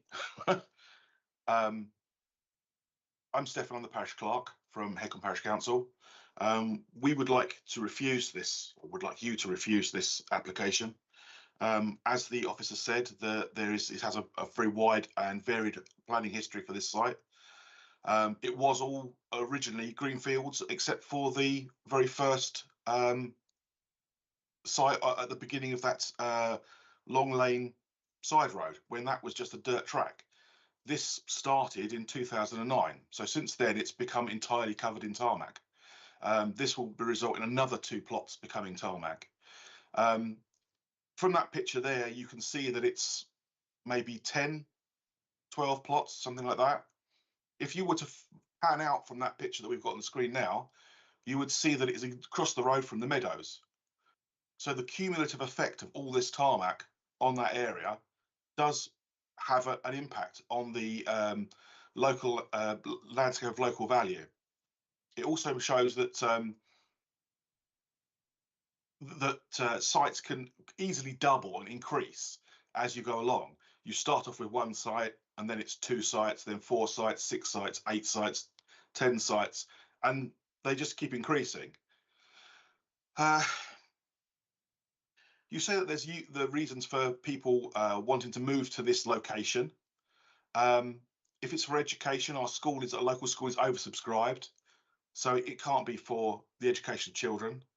Our GP surgery has no GPs, so it's definitely not for health grounds or medical grounds. So I would suggest, what is this burning need that people have to move into the Headcorn area, where they're moving on to what were green fields and being given either deferred planning permission or eventual planning permission, based on this two-tier system that the settled community don't have access to. I know it's we're not allowed to ask whether they really are of Gypsy and Traveller status anymore, because the simple fact of the matter is a lot of them aren't. They don't go anywhere to work or anything, as the officer seems to be suggesting. They come here for health grounds or education grounds, and they stay here. So in which case, why are they allowed to move into the fields here and overdevelop them? Because this does represent overdevelopment of the countryside. There are so many plots here that it's if you were to build houses in this way, you wouldn't get planning permission. So there is harm to the countryside. He's quite right, though. They are screened from the Lenham Road. They are screened from the Lenham Road by all the other Gypsy sites in the way of these two sites. So it's not as if we've got screened by nice rolling hills and hedges and trees and all the rest of it. It's actually screened by other Gypsy caravan roofs, gates, cars, etc., etc. Can I just ask you there to wrap up? You've had your 3 minutes. Sure thing. So I won't go into all the local plan stuff that that goes against SS1, SP17, DM1, DM15, and DM30, plus very many more, and also obviously our Headcorn neighbourhood plan. So we would please ask you to refuse this. If it is accepted, then we would like a lot of the conditions that they are already putting onto these things, like the settlement in Love Lane. Thank you very much. Okay, thank you. Oh, okay, and we've got Mr. Mackay. Good evening, Chairman and members. Thank you for your time. Yes, I think the planning officer's touched upon it in his report that the site's been subject to a number of applications over time. I think the planning policy landscape's changed somewhat since the late teens and early 2020s, when the last temporary permission was given here. I think it's still correct to say that there is a landscape impact. I think with all Gypsy and Traveller sites, it is inevitable. And I think the struggle that local authorities and parishes have is that balance between what is an acceptable level of harm, balanced against the needs for the Gypsy and Traveller community. And I think the facts are quite clear here in terms of there is a massive undersupply of sites. And it goes back to the age-old question of where do these sites go? And with the best will in the world, 95% of all Gypsy and Traveller applications are windfall sites where applicants are not forced to, but find land of their own. I think at the time the previous application was determined, a balance was struck between landscape harm and what was a very modest need at the time. I believe the need wasn't so great to justify permanent permission, looking at the previous decision. In the officer's report before you tonight, paragraphs 610 to 623 consider this level of harm to be low and on balance acceptable. And I think since the 2021 decision, I think the policy landscape or the planning landscape here has changed in that the other sites nearby have all been granted permanent permission. I appreciate it's not a simple case of saying what's good for the goose is good for the gander, but I think in terms of policy application and whether or not that landscape harm that has been identified is outweighed by the need, I think weighs in the client's favour in this site. It's obviously bordered to the north, the east and the west. And whilst the site plan before you was simply reciprocating or replicating the original plan that came in, the planning officer's conditions, I believe 6 and 7, looking at site development scheme is pretty standard now, and clearly the site's large enough to accommodate an additional soft landscaping scheme. And I think at the moment where Maidstone are concerned, this balance against landscape harm and need was evidenced in one of our recent appeal decisions in Emmett Hill Lane in Yalding, where the inspector identified that there was harm on a new site, but it was outweighed at this point in time by the level of need. And I think if there is any comfort, I would imagine that balance will wane over time as more and more sites get delivered through the planning process. I think I had one question, and it's something that I've seen on a number of applications that we've received recently. I'm obviously presenting tonight, and I know that I'm presenting at the next 2, if not 3 committees for gypsum traveller sites. And there's a condition 10 looking for ecology measures, and in particular bat tubes. Something that members might want to wrestle with, not physically, but with officers, is the requirement for bat tubes on mobile homes. The Bat Conservation Trust requires that bat tubes are mounted at least 4 metres above ground level, and most mobile homes aren't that high, even when they're on their axles. So it's just something I'd like members to consider this evening, if you do hopefully agree with officers to recommend approval. Thank you very much. Okay, so thank you. Councillor Trubinsky. Thank you, Mr. Chair. I'd just like to say I think I don't intend to repeat everything that Headcorn Parish Council has said, but I would say that on this application in particular, it's just another erosion of the open countryside around the village of Headcorn. The Lenham Road is full of gypsum traveller sites, and that stretches up to Pye Corner, and Pye Corner has a lot. So across country is a whole raft. But before I say anything else, I would like to hear what my colleagues on the Council Planning Committee have to say about it, and I'd like to reserve my right to come back at the end. Thank you. Thank you, Councillor Harwood. Thank you, Chairman. Effectively, this is a kind of consolidation of an existing site, and actually, if you look at the Gypsy and Traveller DPD, which is just going out for consultation, it's saying that the way effectively we're going to get up from the 500 pitches we've currently got to the 1,000 plus is mainly through consolidation rather than new sites. So I think, in terms of policy, I really understand where the officers are coming from. This is not creating new harm. It's, if you like, consolidating the harm. However, there is an opportunity on this site to bolster the landscaping along that kind of southern edge, which I think is quite useful. I think we're on a bit of a hide into nothing with the issue around the kind of intensity of use. We're talking about borough with 73,000 houses, and we've got 500 gypsy and traveller sites. So, and even in areas such as this, there is, I think, what the government guidance where it's talking about over intensification of uses is a kind of Dale Farm type scenario, not 2 more extra tourers at a utility room. And on the point that was raised around the bat tubes, I think it's worth saying that we put bat tubes into all low buildings, not just gypsy and traveller sites, and actually they work really well. And some species, like brown long ears and Natterer's bats, prefer lower tubes than higher tubes. I think a common pipistrelle likes it, but so actually they work and they've been shown to work. So I think we should continue with that policy. So I think, the only thing I'd add is that we sometimes put an informative onto applications that the council's landscape team work with the applicants just to explain what they mean by the landscaping condition.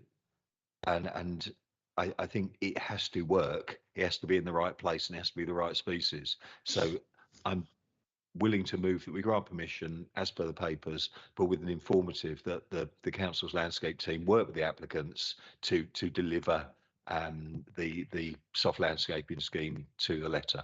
Thank you. Okay, thank you, Councillor Harwood. Is there a seconder on that at the moment? No. Councillor Nagy, do you wish to speak now, or do you want to hold your right?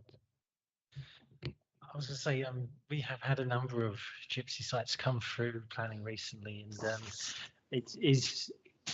I like that we have these areas available to them that it currently exists. I appreciate that they will continue.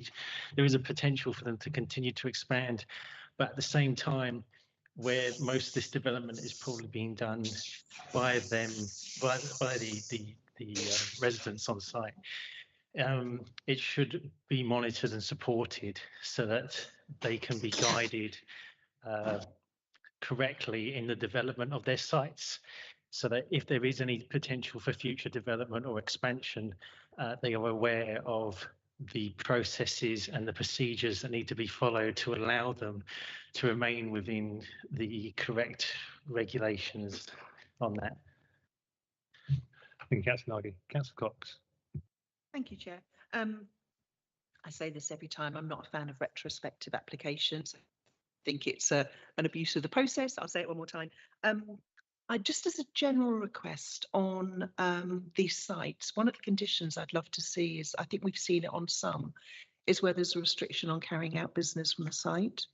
I think that makes a big difference in terms of the scope of what can go on. So I'd love to see that added. My concern on this generally is actually one that's more social, that again, we're having more people come to live on a site where there's no amenity. And it does make a difference. You know, I used to say about my kids, 2 boys, if I didn't keep them busy, they'd keep themselves busy getting up to things that I'd prefer they didn't do. So it is important that amenity is there. It is important that there are school places, and it is important there are GPs. So I worry about this site for overpopulation without those provisions being in place. Thank you. Okay, I've got slight concern about the trees to the, are they within the length that's going to come forward? Can there be some protection and root protection around those trees? Because I'm not saying they will, but we've seen nice pictures of the trees and the landscape before, and then literally if they're not protected, we go back a month later and they're gone. And I think if that forms part of the screening, we need to protect that to go with it. I'll take a board on Councillor Cox's thing about the restricting it to just residential and no business to be run from the site.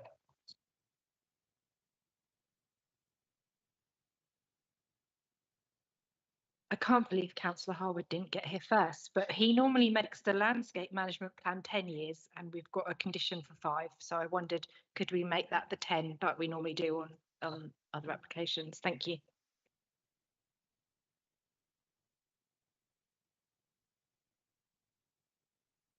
Okay. In terms of the landscape decision, just picking up on that, so it's 10 years for the landscape management plan.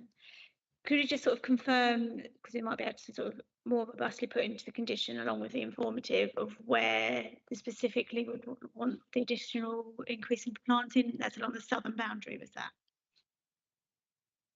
No.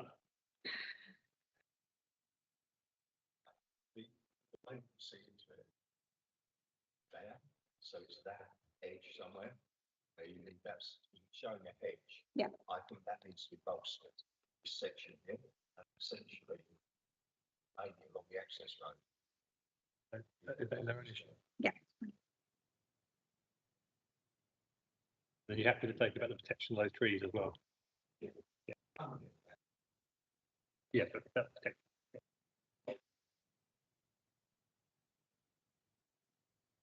Protection of the trees, is that during the sort of construction phase, or because obviously they'll be controlled if they're within the site for the 10 years under the management plan, or is it protection during construction phase, like protection fencing? It's protection during the construction phase, and obviously with the root system about the no tarmac, obviously over the issue over the, so a root protection system that will be enforced along with the 10-year management plan.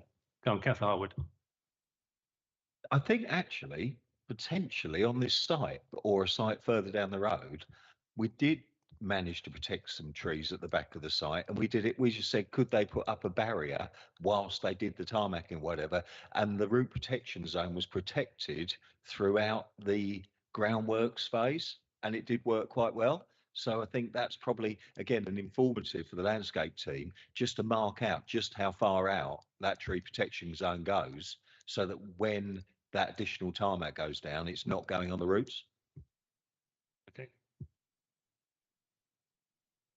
Yeah, so the under condition 7, we're requesting details of the hard sand surfacing and sort of it's the surfacing type of material, so it sort of could be incorporated into that to say during part of construction phase. I mean, we could say something like avoiding the root protection zone for the trees on the, whatever that is, southeastern border. Councillor Cleater. Thank you very much, Chair. This will be one of my stupid questions again, which probably has got a very obvious answer. But on page 142, it says if the lawful use of site ceases, all caravan structures, equipment. What equipment? Because that, for me, would read that people had equipment to run a business from, or have I just totally reading that wrong? I also share Councillor Cox's concern about availability of a GP, availability of education. Everyone in this country deserves the right and aspiration to be educated. And for me, I do worry about that. I mean, and I would do anyway, because I'm a feminist, so it's always the education of children, not a planning matter, and no. But that's also, does it apply when it says if the lawful use of the site, does that mean gypsy sites in general, gypsy and traveller sites in general, or just this particular site? Or am I completely off on a tangent, which is not unusual for me? Is that in relation to condition 4? That would obviously be specific to this site. So if this site was to stop being a GNT site, it would need to be removed and back to its former state. Sorry, so the equipment is what? The what, sorry? The equipment. As if the lawful use of the site ceases, all caravan structures, I get that, that's absolutely fine. Equipment and materials, so that to me looks as though it could be running a business from that site, and I think that's what I wanted clarification on. I think it's just a coverall, so equipment could mean a slide, a swing. It doesn't necessarily mean business from the site. And I think, yeah, but I think we need to dot our I's and cross the T's, because interpretation can be taken in many ways. And in the same way, when we raise an objection, we have to dot our I's and cross our T's. I just think in light of concerns, that's all I'm trying to clarify. Thank you. So condition 5 restricts the size of any vehicle on the site. We can investigate and make sure it's enforceable in terms of not having business use on the site. That's okay. Members are happy with that. Okay, so Councillor Howard, you proposed, and you seconded. Councillor Margie, are you happy with those, the wording of those amendments? Oh, sorry. Go. I didn't see a councillor. Sorry, Councillor. Thank you. I think we should be asking for solar panels on the roofs of the static mobile homes. There is no reason why they can't have them, and we require them on every other development, and it would benefit the residents because they would then get cheaper electricity and it would be a green initiative. So I think we should look at solar panels on the roofs. I also think we should start considering whether the utility buildings that are built should be timber.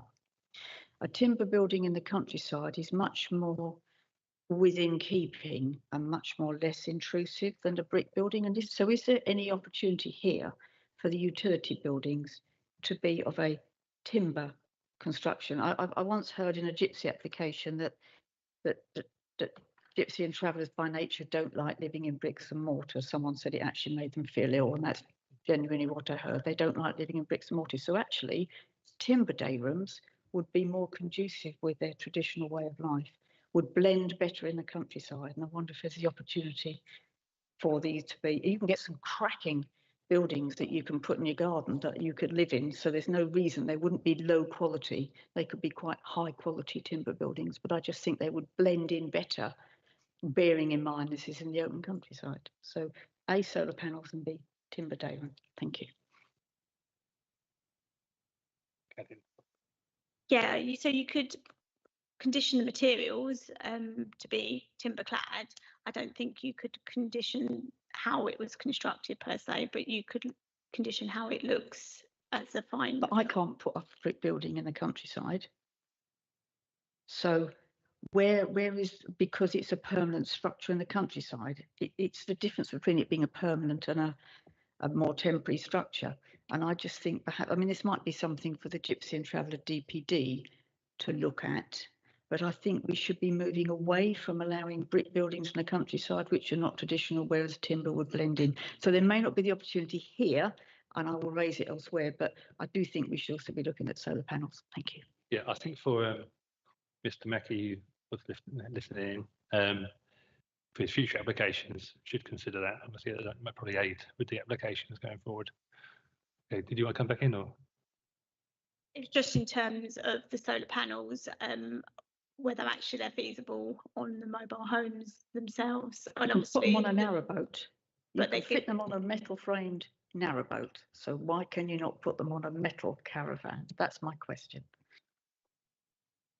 I think you weren't at the meeting, but Councillor Rob Jarman covered this on the previous one, because it's not there's nothing we can hold him to. It's not a standard to do, but it may be within the new policy coming out. Again, that'll go out for consultation, which we can comment on and add. But yes, I would say my company uses crew vans that have solar panels on actually, so it's very easy to use solar even on mobile homes. And if you go abroad, they're all covered with them. So yeah, okay. Councillor Trubinsky. Thank you. All very interesting. So some of you may know, some of you won't. Headcorn and Sutton Valence Ward has one of the highest concentrations of gypsies and travellers in the country. We're talking top 5. And if the permissions carry on, we'll be number 1. This brings many social challenges. There are divisions between some of the travellers themselves. There are certainly divisions between the settled community. It's not a situation to be encouraged without an infrastructure to cope with cohesive social integration, and that does not currently exist. There's a real danger of serious social friction. We're currently developing a DPD. It's not finished yet, and it's out for consultation. And I personally don't believe we should be agreeing to anything on this type of subject without that being completed and in place. On the point that Councillor Harwood made about consolidation, what you're actually saying to me, Councillor Harwood, is that the best place for future gypsy and traveller sites is Headcorn and Sutton Valence. Now, that sounds to me like, well, as long as it's there and it's not anywhere else, that's fine. I'm sorry, you may not have meant it that way, but that's what will come over certainly to the residents of Headcorn and Sutton Valence. The other thing that I would like to point out is that we do not, if you look at page 141, last paragraph, we do not actually take any action to ensure that those people on some of these sites are actually gypsies and travellers. And we are aware in Headcorn that some of these are rented, some of these places are rented out privately to non-gypsies and travellers. So that's another issue to bear in mind. I really do feel that Headcorn and Sutton Valence has had its fair share.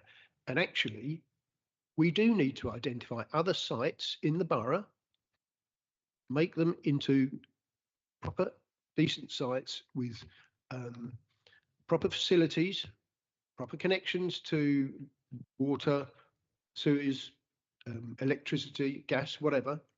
And we need to identify it, we need to put them out properly, and we need to get them run by Maidstone Borough Council, because at the moment, the travelling community are right. What choice do they have? They have to buy the land if they want to live somewhere. And so I personally feel that we should be looking now at making this DPD into a really good comprehensive document. And until then, we should not be considering any kind of applications. That's where I'd like to finish. Thank you. Thank you, Councillor. Obviously, we can't not just take applications because then they would just be approved for non-determination. So we still have to go through the process, unfortunately. I will bring Councillor Harwood in to go. I think just really we can move to the vote. But as a point of personal explanation, as you know, I have stated that what the consultant said, backed up by the officers in the DPD for consultation, that we should just consolidate, that actually we did need to look at additional sites. And I had real genuine concerns, and I expressed them at the Policy Advisory Committee in relation to that consultant stroke officer view. So it's not my view, it's what the current DPD that we're consulting on says. So I just wanted to make that clear. Thank you.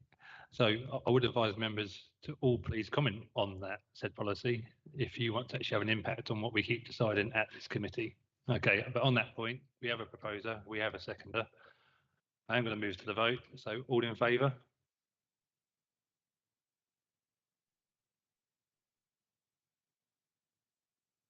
That's 10 for, those against. And 3 against. That is approved. Thank you, councillors. Okay, moving on to the last item for tonight. Appeals decisions.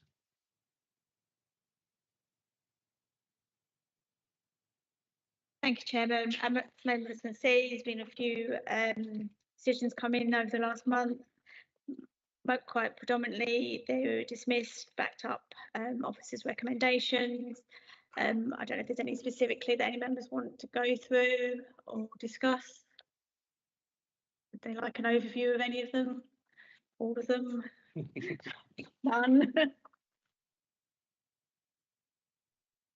I think maybe because we've just refused another HMO, if you could give us an update on why that one was definitely refused as well. That wasn't, that's not on this specific list.